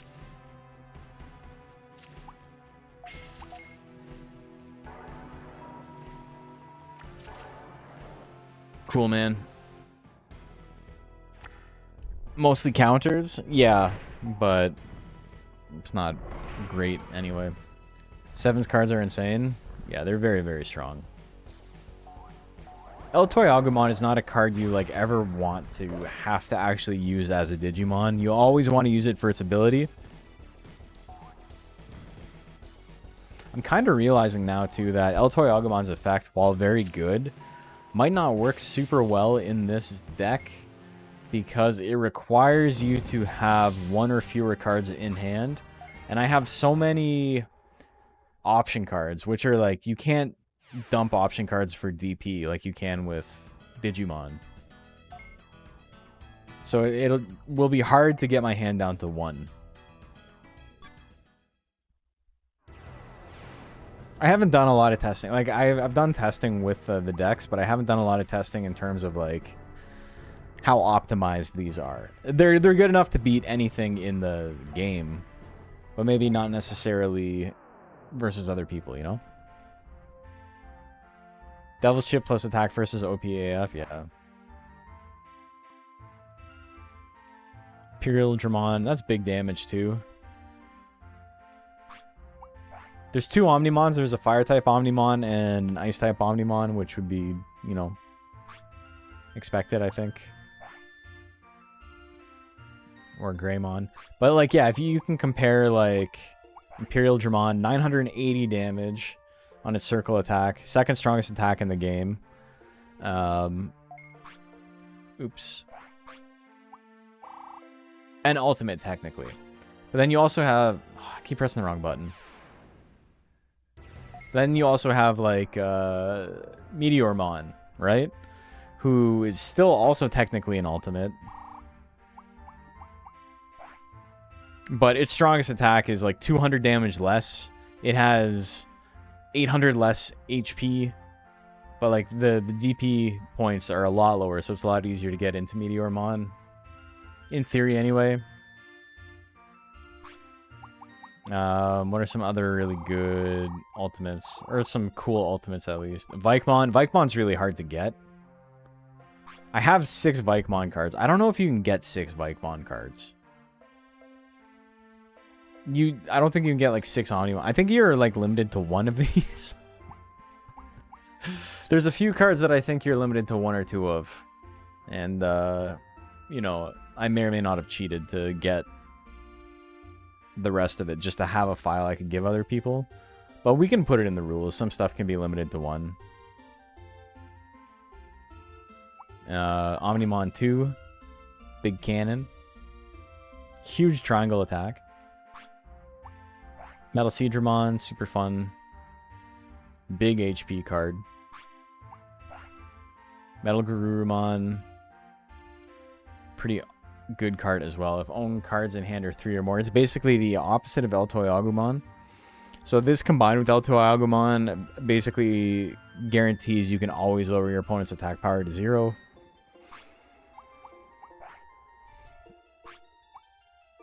Marine Angemon, the really weird model. As a kid, I thought its mouth was its nose. And you're gonna see this now that I've said it. I thought its mouth was its nose, and the necklace around its neck was its mouth, going like kind of like Tina from Bob's Burgers. I was like, that thing, it looks fucking nasty. Just like all derpy. But he's got the cute little kitty mouth.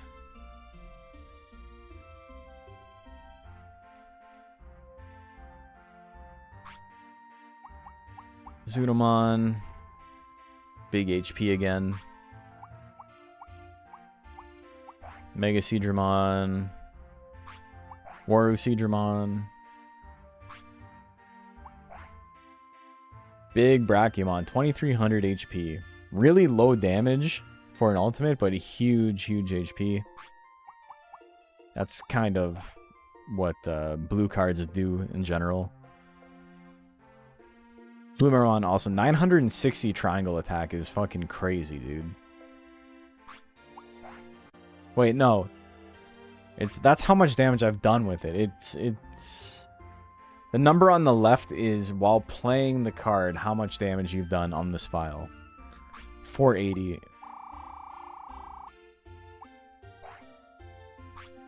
Let's check Omnimon 2 again. I think it's still big triangle attack, right? Yeah. Valkyremon. Cool card. Seraphimon as well. 900 damage. Pretty big HP. Not too hard to Digivolve to these, considering how extremely, like, strong they are. Aerovidramon as well. A little bit weaker, but, you know, cheaper to get into. Magna Angemon, really cheap to get into for what it's worth. Marina Angemon was a letdown for Zudomon's Mega in the OG Digimon series? Yeah.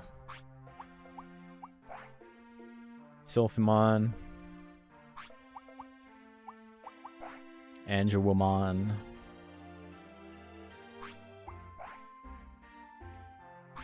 Lilymon. Mega Kabuterimon. Keeping the circle counter is still pretty good. It becomes less valuable when you can do like so much damage with your other attacks, but not too bad. But yeah, Apocarimon, huge here. 2,750 HP. Biggest HP in the game. Makes the crash super, super powerful. Grand Kuwagamon, a pretty big card as well.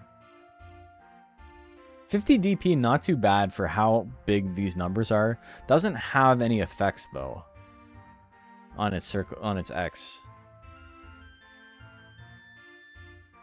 Pretty good support effect if used when you want it to be used. Not very good if you like accidentally deck yourself out.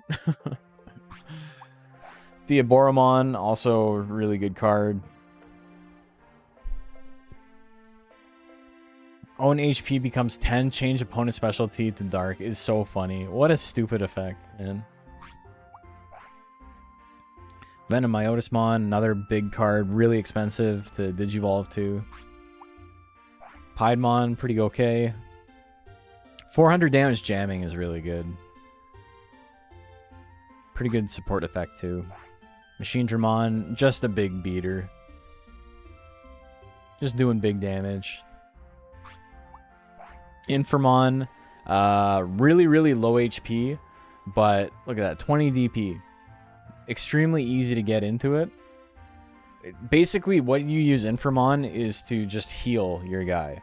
If you've got a dark champion on the field, basically on any turn you could have 1100 HP and the ability to do 600 damage with your circle attack. There are champions that have 600 damage circle attacks already, but, you know, it's a free heal, basically. It's just Digimon World 1 style models and poses. Yeah, that's sick. And they're just on Digimon World 1 backgrounds. Lady Devimon.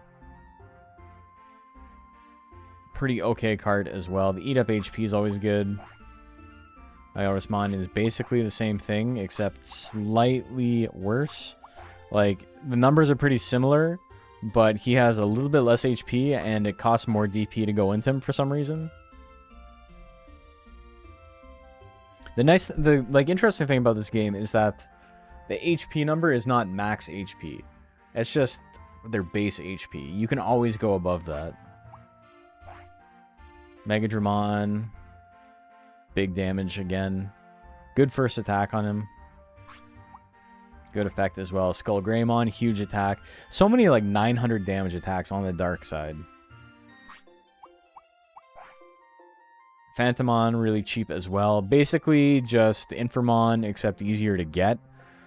Not necessarily a better card, but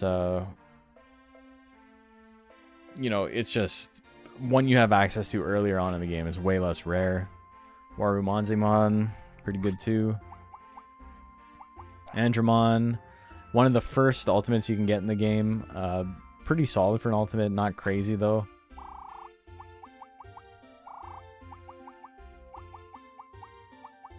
But we got some nonsense here. Puppetmon's pretty good. Superstarmon, really interesting card. Good against other rare decks. Like, extremely good versus other rare decks. Metaletamon, circle counterattack. Pretty good support effect. So you can use that even if you don't have a counter. And it's basically like, it forces them to not use circle anyway, right? So you can use your big hitter, and then if they use circle, you can counter it anyway. Shakumon, not great, but big damage on the jamming, which is nice. I just like him. I just think he's a nice guy. Digimon. Good if you have like a Darkness Hate deck. Digitamamon, not very good, but I do like me Digitamamon. Vetamon, same. Basically the same card, just a little bit better. Jiramon, opponent uses X is such a funny effect. Another big crash card. 30 DP. 30 DP, put her on the field, 1900 damage. Bob's your uncle. Pretty good. Monzimon, really good card. You get it really early on. It's one of the like least rare ultimates. Like basically as we go down this list, it's like the more common they are for ultimates. And Monzimon is like right near the bottom, right? But huge HP, really big damage. Also pretty solid effect as a supporter. Metal Mamemon is just damage. He's really good. Regular Mamemon, same thing. Just like Jiramon. Just super cheap. Go into it. Big damage. I don't know why. Like, Mamemon, Metal Mamemon, and Jiramon are all really good. And, like, surprisingly good. They don't have the same oomph at, like, the absolute top level of, like, other Ultimate cards. But as far as the budget ones go, they're, like, easily among the best. Adamon's cool, but, you know, he's not really at that level. He's okay.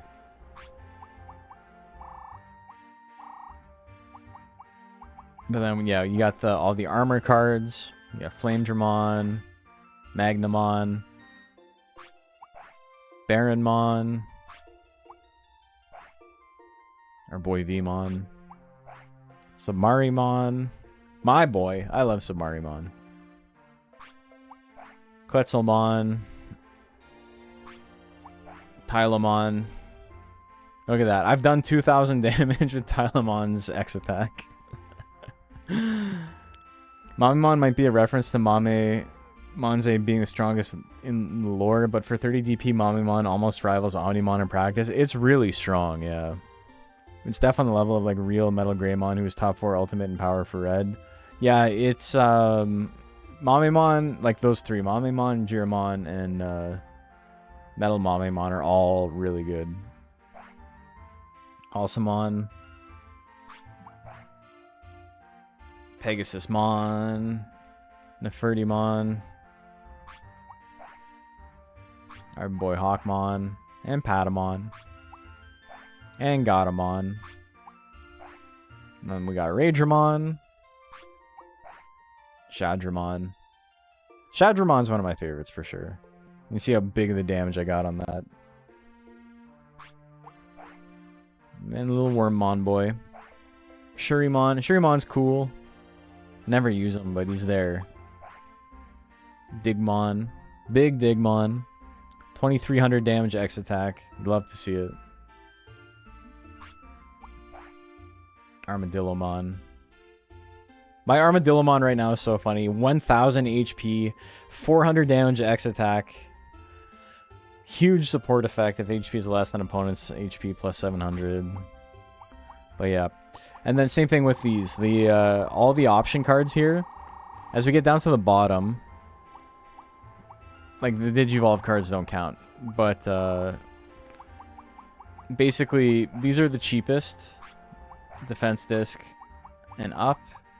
And then as we get up to the top, they get stronger and stronger and stronger and stronger and stronger. Until you get it to some of this shit, which is insane. Fake Sevens doesn't do anything. This card literally doesn't do anything. It's funny. Golden Banana. Own HP is halved, but you counterattack guaranteed and you attack second. So you cut your HP in half to make sure your opponent can't attack. And you do whatever damage they were going to do to you. Golden Banana is fucked up. The only counter to Golden Banana is using a shitty attack. You bait them into doing something stupid, basically. But it's kind of hard to make that happen. Devil's Chip, really strong, as you've seen. Whistle's really good. If own level is below opponents, attack power becomes 0. Giga Hand. Discard 7 cards. Own attack power, same as own HP. Metallic Banana, we've seen that. Shining Mane. If opponent's HP is more than 1,000, opponent's HP is halved. That's really funny as well. Really good against Crash, but like not good against a player playing Crash and good against the opponent. Recover 1,000, really good. Discard 7 cards. This is really strong. If opponent's HP is less than opponent's. If opponent's HP is less than own, boost own attack power 400. Networm. Networm's good. Missile Pod. Discard all cards in hand. Own attack power is doubled. Like, some of this shit is so strong. Both players' attack power becomes 0. Attack first. Boost own attack power 100. Pretty good. Dark Bone. Steal HP. And then Digivices is if opponent's specialty is whatever. Boost attack power and recover HP. Not crazy, but like, they're fine. The specialties are the same though. That one's really big. Another dimension. Discard 7 cards from both players' online decks. There's a lot of good use in this card. Uninstall. If both attacks are the same, discard 7 cards from the foe's online deck. So you can see there's all these cards that are like, if we use the same attack, or if I guess the attack you use, you're in a lot of trouble. So you can build a deck around that. You can build an extremely spooky deck around your opponent, like around like what your mind games you want to play with your opponent. And I think those are the decks that green is best at.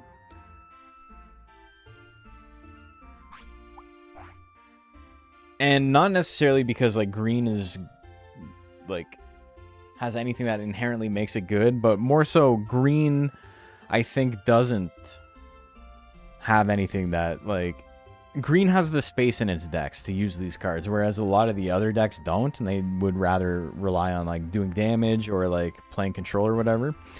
But green has enough cards that can just like kind of survive and like digivolve quickly and like heal up, that it allows them to have space to like use some of this other nonsense that like really fucks up what the opponent wants to do.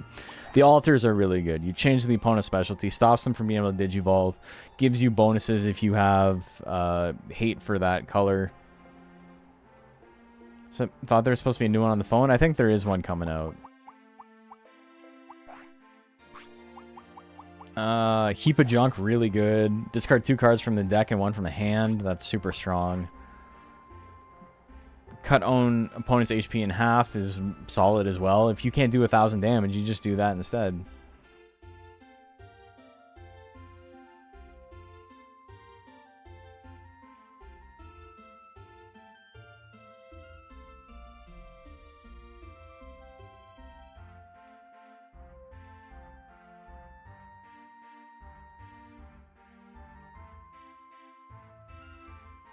Give me 1 sec. Sorry, I saw your comment again. I missed it. New game like this? I don't know about that. Immediately charmed by the number of outrageous cracked out cards, but you can't just run a whole deck of insane option cards. So you still have to decide on a style by choosing cards. Yeah, you really need to like pick one thing. If you want to like do hand destruction, you need to go all in on hand destruction, or else it's not going to feel like it's meaningful enough, right? It's not going to be enough of an effect unless you go like super ham on it. But like, I think that's fine. Chainsaw, this shit is fucked up. Make own HP 10, own attack power is tripled. Very, very risky card to have in your deck if you're going to do all or nothing. But really, really good, obviously. Just, yeah, alright, whatever. Own attack power is tripled. Extremely good for like crash decks too, where you can just use like your triangle attack or whatever. Metal parts, discard own hand, multiply own attack power by number of discarded cards. Just, like, look at how many stupid cards there are in this game, man.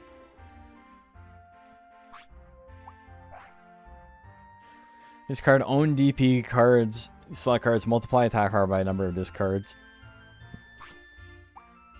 It's crazy. Mega hand, not Giga hand. Own attack power matches own HP, then own HP is halved. Level balancer, yeah. So basically, rookie, champion, ultimate, just plus 400 if it's right. Armor clash, if opponent's level is A, his attack power becomes 0, and own attack power is doubled. So, you know, obviously, armor digivolve cards are very strong. This is obviously like an extremely easy counter to them. I still think it wouldn't. I don't like the idea of putting them in for the reasons I talked about earlier. Like, not everyone's going to have access to every card, especially if they're using my file, because I only have 3 partner cards. You'd have to start a brand new file to make decks with whatever partner cards if you wanted, like Patamon or Vmon. Like, I don't have those on this file. But additionally, I think not putting them in decks stops them from being auto-includes, and if they're not auto-includes, then you have more space in your deck to do whatever you want.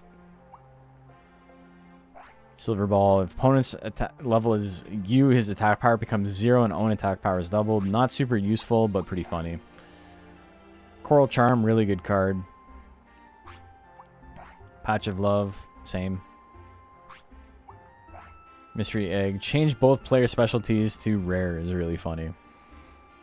There's no way to get them all? Yeah, no, you only have access to 3 on any given file. So the easiest way to do competitive is just to not allow them so we don't have to stress about it. Miracle Ruby, kind of an interesting card. Good. Oh, I should put this on Apocarimon. Because if he gets KO and he revives with 1000 HP, I'm pretty sure he doesn't keep the... Oh, dude, this would be so good for that deck.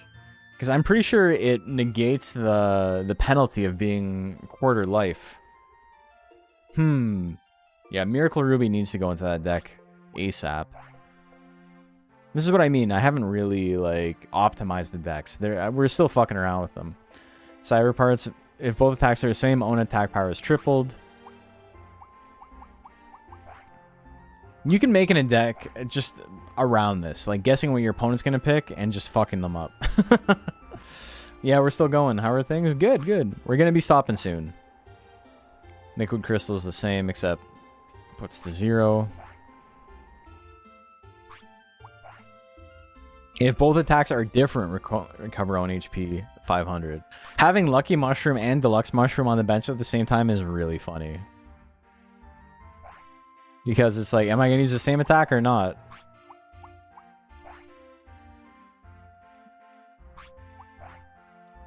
If both attacks are different, own attack power is doubled. Same thing. Training manual. Draw until there are 4 cards in own hand. Recover own HP by 400. Fine. Suka's Curse. Really, really good card. Opponent discards 2 cards at hand from random. At random from hand, sorry.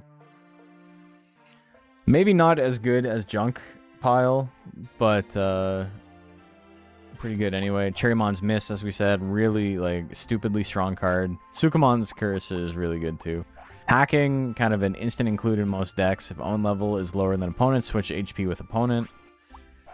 Digimon Grave. Opponent discards top 4 cards from online deck. Pretty solid. Data copy. Own attack power, HP, and specialty become same as opponents. Pretty good too. Just like all of these are like insanely strong.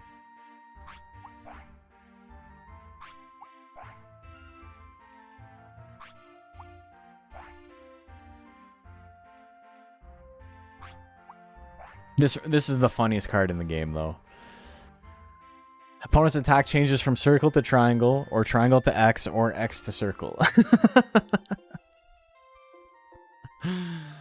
Having one of these on the bench at any given time is just, it's so funny, man, because your opponent has to play around it constantly in the mind game of like, are they going to use it or not? You just have it there. I gotta put... This is probably an auto-include one of in every deck, just because the danger of it is too hard to like play around. Boost on attack power 300, pretty good. High speed disc, very good. And then we get the jewels. These cards are gags. They suck. They're the rarest cards in the game. You can only get them by doing a fusion, and the fusion has to have has to mutate. Basically, you throw away 2 cards to get a new card, and that's the only way to get like Omnimon and stuff like that. Some like canonical fusions, but also you know, you get this shit. We got a gentleman's agreement to remove it when siding, but you're gonna play 2. Digi-Amethyst, Digi-Aquamarine. KO Digimon revives with 100 HP. Like, this is actually worse than... Like, this is like, okay, bad. Recover own HP by 100. boost attack power by 100. Like, not very strong. This is, like, actively detrimental. Digidiamond. Draw 2 cards from online deck. I mean, it's not nothing. Change on specialty.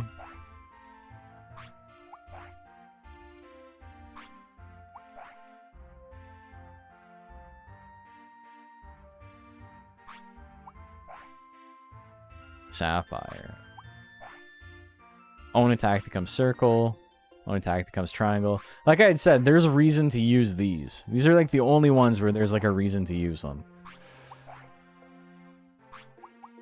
Maybe not this. This one's tough. But own attack becomes triangle. Own attack becomes X are kind of useful. But then we got the 7s cards. These are all like meant to be broken. Own attack power is tripled. Recover HP by 1,000. Opponent's HP is lower than yours. Opponent's HP becomes 10. Is it disruptory? Only good against PvP and not PvE? Yeah, mostly. Own attack power is boosted by number of own HP. Dark 7s is fucked up, man. Mystic 7s is also unbelievably powerful. Speed 7s, super crazy. Attack first, becomes eat up HP, boost attack power by 200.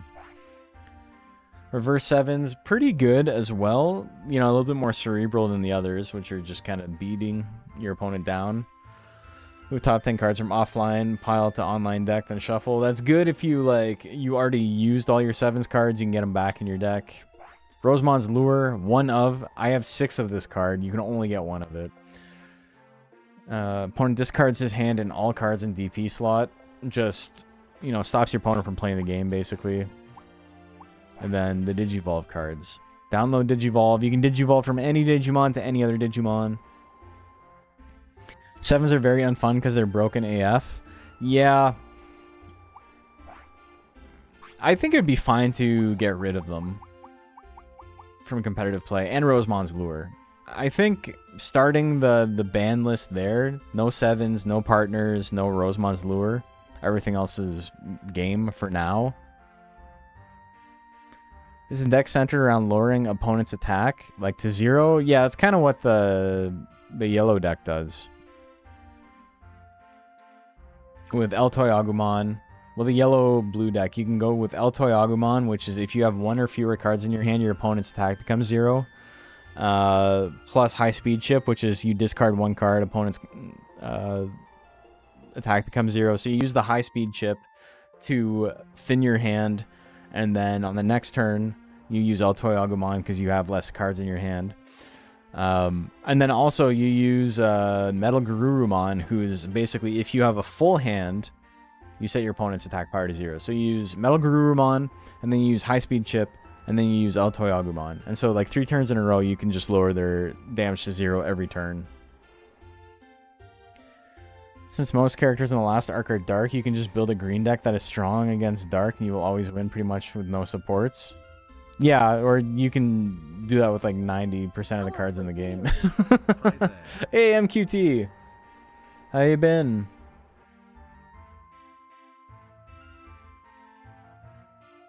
Sevens is not just unfun for being busted, but also because it's at least 5 to 6 as auto-include in a 25 deck.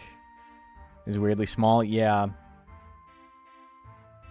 I'd say there's like 3 cards that are like guaranteed for every deck. Depending on what you want, like Speed 7s is always good.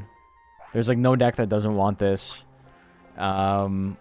Mystic 7s is always good. Holy 7s is always good. And then Wild 7s is always good. And then like Dark 7s is like maybe the most powerful of all of them. But it's, you know, it's depends on what you're running. Not very good for like the Crash deck, for example, because you're always at lower HP than your opponent.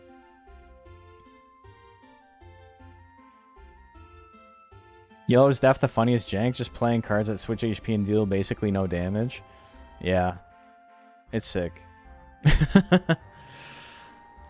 Yellow's whole thing is you get San Yanmama up, you do 210 damage with first attack, and then you use Toy Agumon to set your opponent's HP to 200. And you just do that over and over again. Special Digivolve, very strong.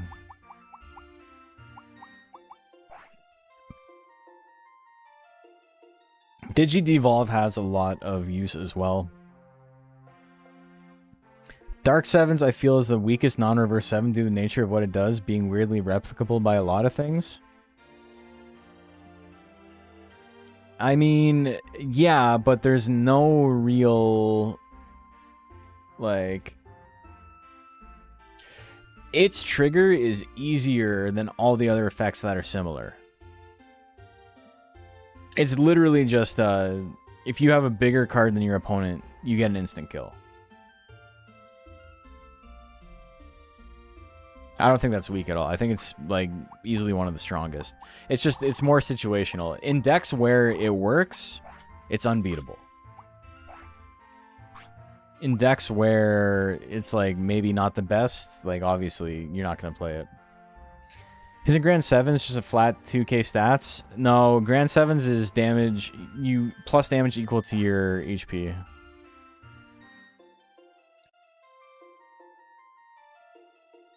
So again, situationally very, very strong. Not always like, oh, this is great. Like, Holy Sevens, not really ever a bad time to use this. Obviously, sometimes they're better than others, but, you know, in a pinch, it's fine. Same thing, Wild Sevens, as long as you're going first, extremely good. Speed Sevens, same thing. Misty Sevens, probably the best card in the game. Your opponent literally just can't do anything. It basically gives you a free turn. There's nothing your opponent can do about it. The only way to get around Misty Sevens is to have your opponent also use Misty Sevens. Or I think if you go first...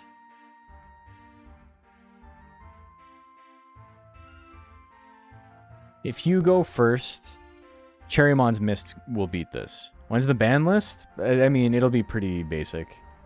Cherrymon's Mist gets rid of it if it goes first, but Cherrymon's Mist is not faster than it. They're the same speed.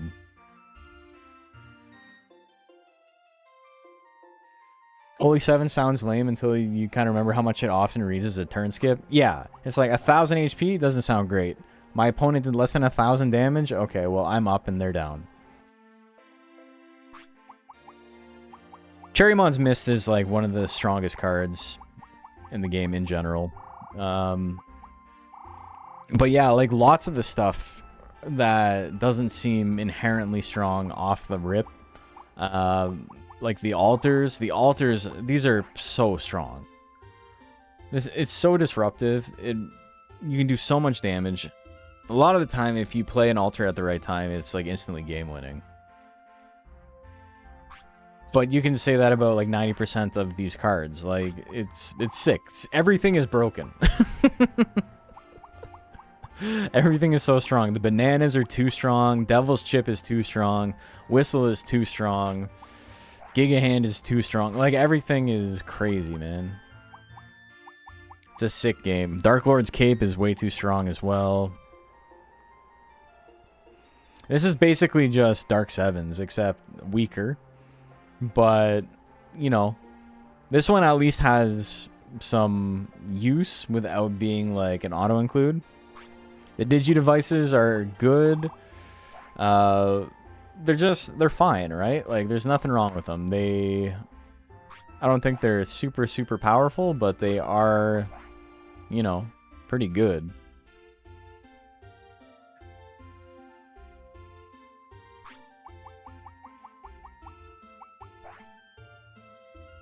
The mind game cards are like easily the strongest. It's just like, are you going to be able to get your opponent?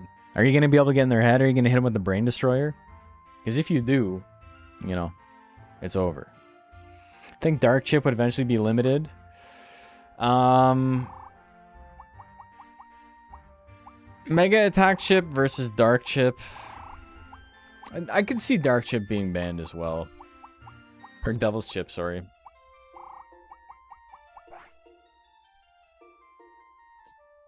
Mega Attack Chip, I think, is fine.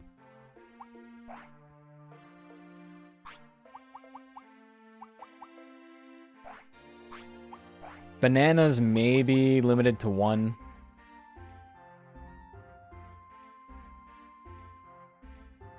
think the biggest challenge is like 3+ color deck with no download Digivolve. So you just got here, so I'm gonna show you a couple of the decks we were using. Whoops. I have a 3 or 4 color deck that doesn't need any. What is this? 4 color. We got red, we got blue, we got black, we got yellow. And yeah, realistically, I would get rid of these 1, 2, 3, 4, 5. Download Digivolve, probably limited to 1. I can see download Digivolve being banned too. Just a little too strong. But yeah, this deck is obscenely powerful. I'm gonna play one more.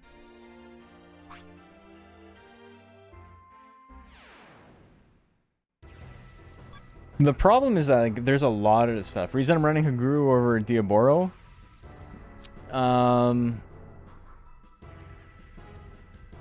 Stronger circle and triangle attacks.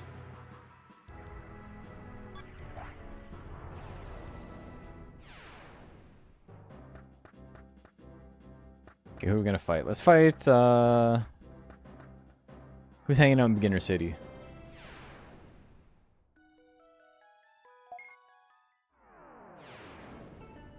$200 check, yeah, exactly. Oh, Black War Greymon. Use it wisely. I don't even know what you're talking about. Use it wisely. I'm gonna beat your ass. One sec. Yeah, the 200 damage on Haguru's triangle attack is really good because Toy Agumon sets their HP to 200. Plus, you can always crash if you want to. Alright. I don't like this.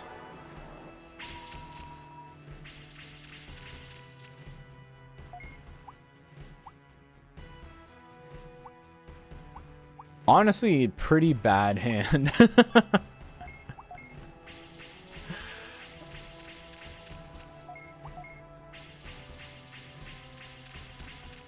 Okay, beautiful.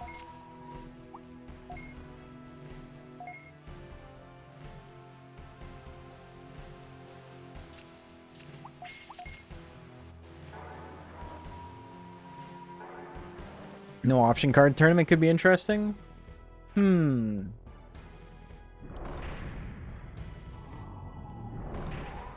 That could be interesting.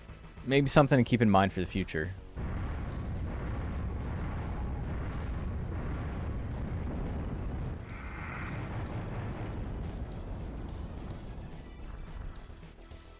That's actually a really interesting idea.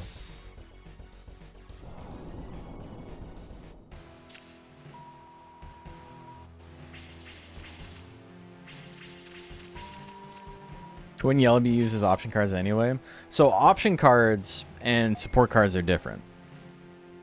We were talking about this earlier, but the support card, the effect on a Digimon is called a support effect. An option card is a card that is not a Digimon. You can see here, support and option effects are voided. Jamming, for example, the effect jamming only stops support cards. It doesn't stop option cards. There's some stuff that only stops option cards and doesn't stop support cards. They are technically different. Okay, yeah, we're gonna Darkness Zone.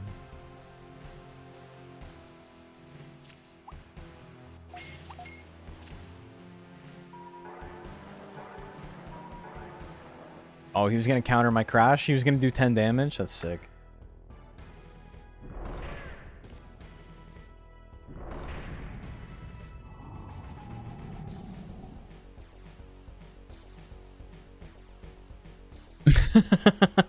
He actually picked the perfect play. That's so funny. Okay. Pretty good.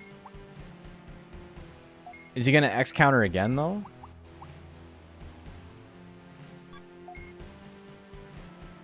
I'm just gonna use Darkness Zone. I'm too afraid of Muchomon, man.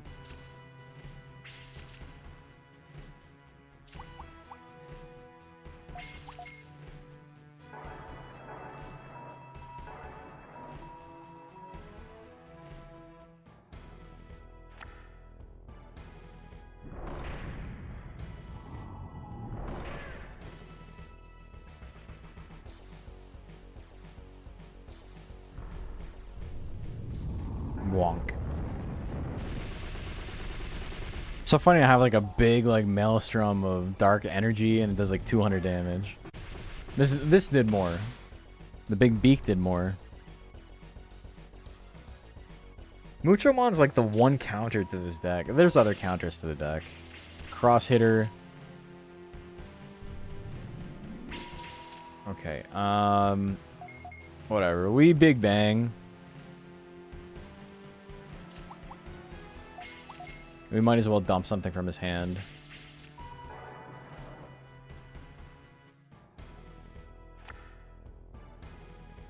It's fine. We have, we don't really have tempo anymore. We can Dark God or Tropical Penguin call it, yeah. Why you got needles, man? He's like shooting bugs at me.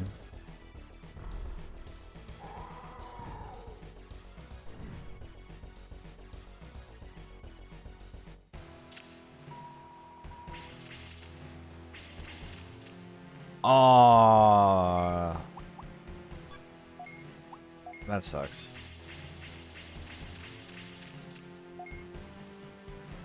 Okay, I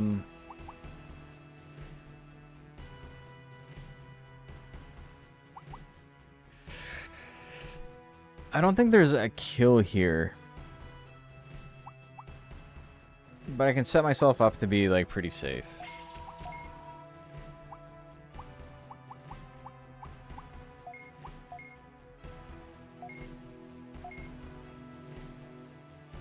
Never tried? Can you make a mill deck that just stalls and mills the opponent's deck? Yep.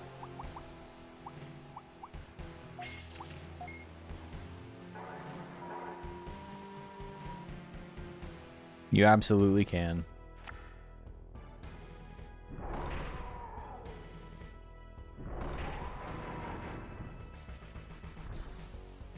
So basically I need, like, Psychmon is not very good. I just need to gain tempo here. I need to gain advantage, and then last Apocarimon can come in and be fine. 550 damage, eh?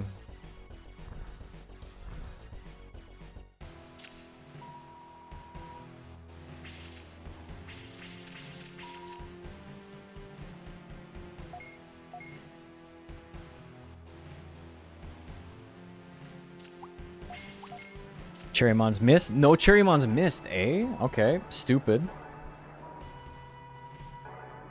They're calling you the dumbest guy alive?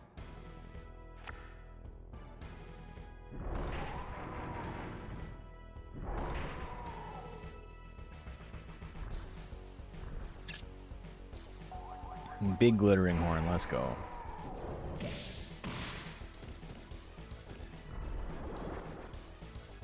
Yeah, so the if you want to mill out your opponent, there's a card called Digimon Grave, which dumps 4 cards from their deck. And then you can also dump cards from their hand, which is basically like milling as well. Okay, extremely good set of cards here.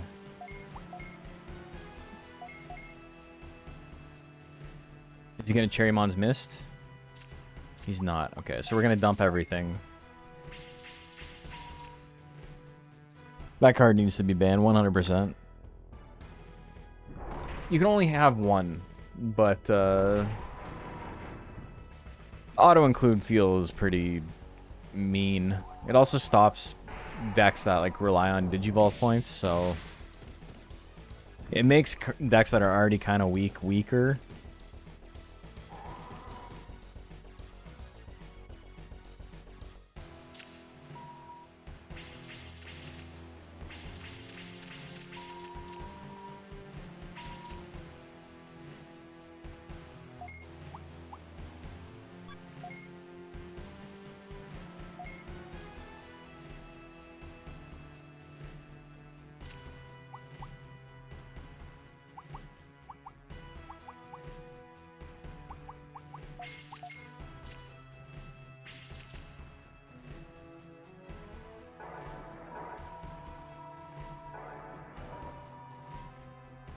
Cool. I think the match would be more interesting if you straight up ban every 7, download Digivolve, Mist, and Lure. I think Cherrymon's Mist being limited to like 1 or 2 would be okay. If you don't ban all option cards, I don't think you can ban Cherrymon's Mist. This game's unbalanced as hell. I mean, it's kind of balanced in the sense that there's like 100 of the 300 cards are obscenely broken. Okay, cool. So we'll dump you. And now we get the kill here, right? Yep.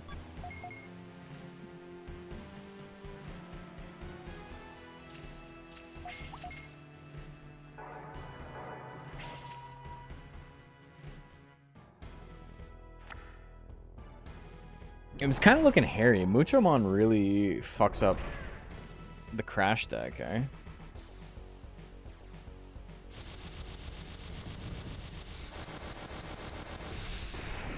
It's really funny, like, how bad Psychmon is as an actual Digimon, but how cracked its effect is.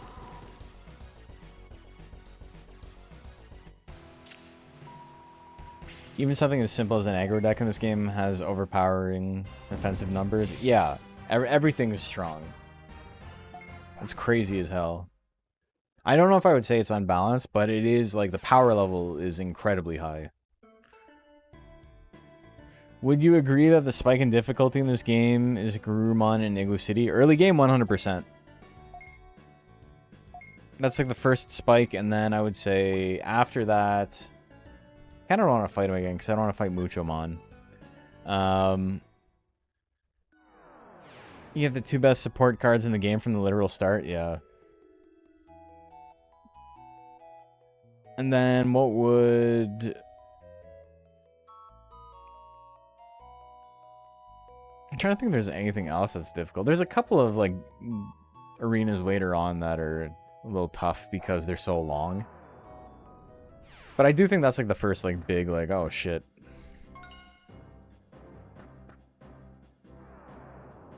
Madoki Betamon is kind of curious since it's low-key really good as a beat stick. Madoki Betamon's pretty good, yeah. Big triangle attack.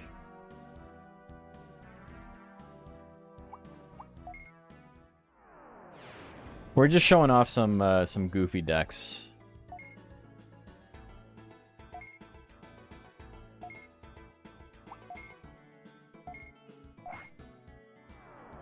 Wormon in Dark City also a problem because 4 to 5 matches. Yeah, okay, yeah, that's the one I was thinking of. At least you can save halfway through. You can save at Quetzal, right?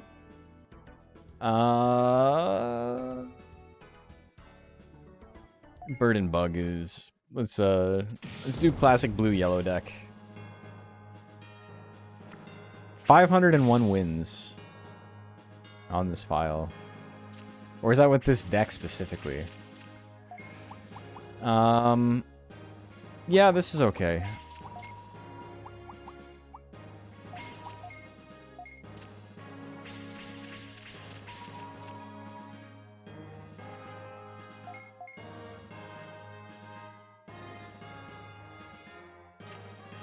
We're just gonna play this. I'm not risking anything right now.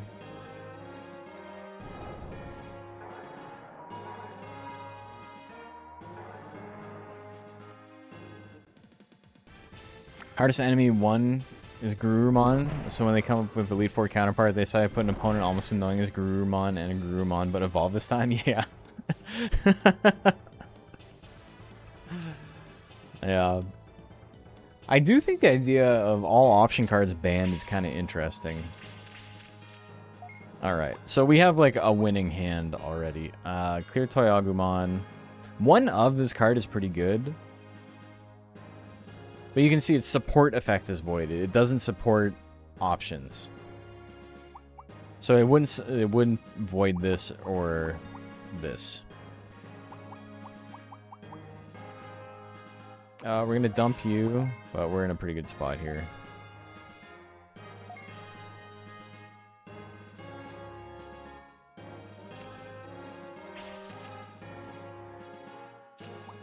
This is also very good for this deck.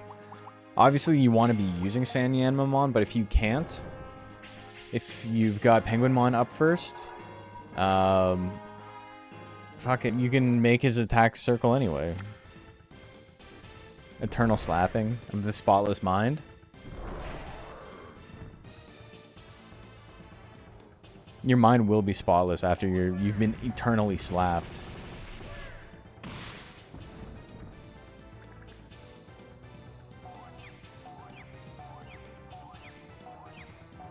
But yeah, this is gonna be my last game. It's 1 a.m. here. I gotta go to bed. I gotta wake up early for boxing tomorrow. Yeah, we'd probably ban all the sevens cards for sure.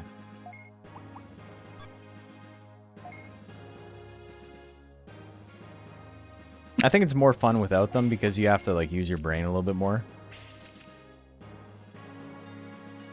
This guy hates my deck.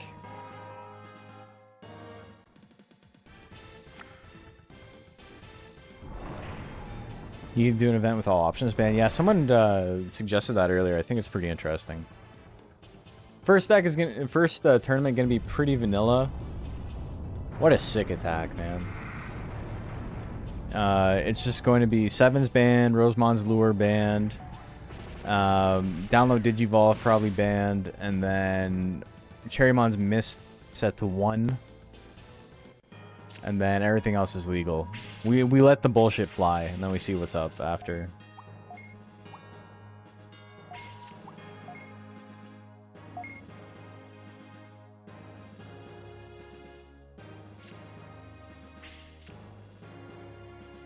We're not dealing with this. Can we ban something just because the art is ugly? Bananas to 1. Bananas to 1's probably a good idea, too.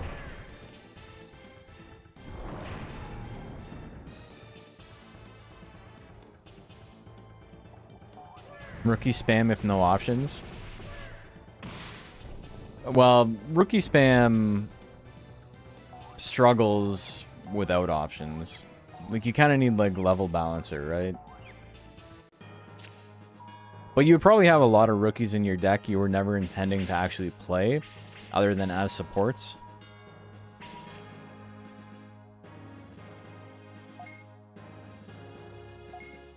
But, yeah, very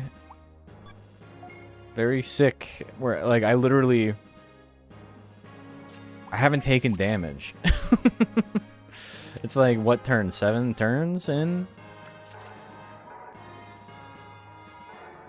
Very cool, man. Partner ban too, yeah. That's more of a logistical thing than anything else. Rookie spam favorite blue because high HP. I think if you're going rookies, green is probably best. With Tentamon and Palmon. Thank you, Charmamon, for the extremely funny boost.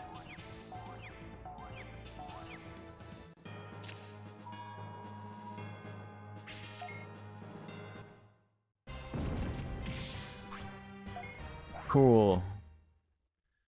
But yeah, without a lot of like the powerful options, you would be stuck using stuff like Charmamon, which is a really good card. It's just that, you know, you have to use it at the right time. Thanks for stream. Hope to see you more. We'll be streaming again tomorrow night. We'll be playing some more of this. But yeah, super fun. I had a lot of fun tonight. I hope you guys did too. There's not really any point in saving other than the... I'm over 500 wins now, I guess. Quit the game? Yes.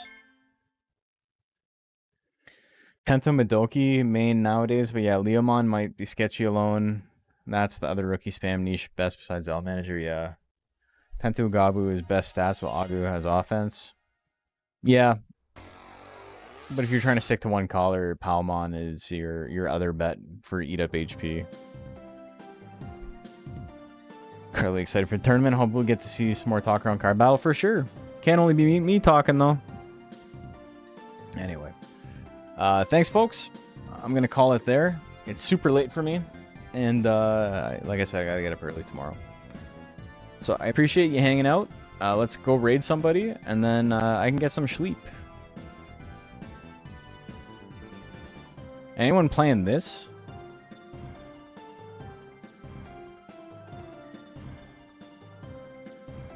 Not a single soul, eh?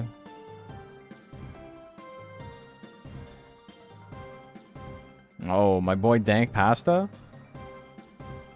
He's been up for a couple hours. Yeah, let's go raid. Okay. Thanks, folks. Like I said, we'll back tomorrow, same time. We're going to be playing a little bit more. We're going to get a little bit further into the story with our Hawkmon deck. And, yeah, we'll talk a little bit more. We'll try and figure out a rule set. I'm open to ideas. So, yeah, let's talk about it. Anyway, good night. Thank you. Bye-bye.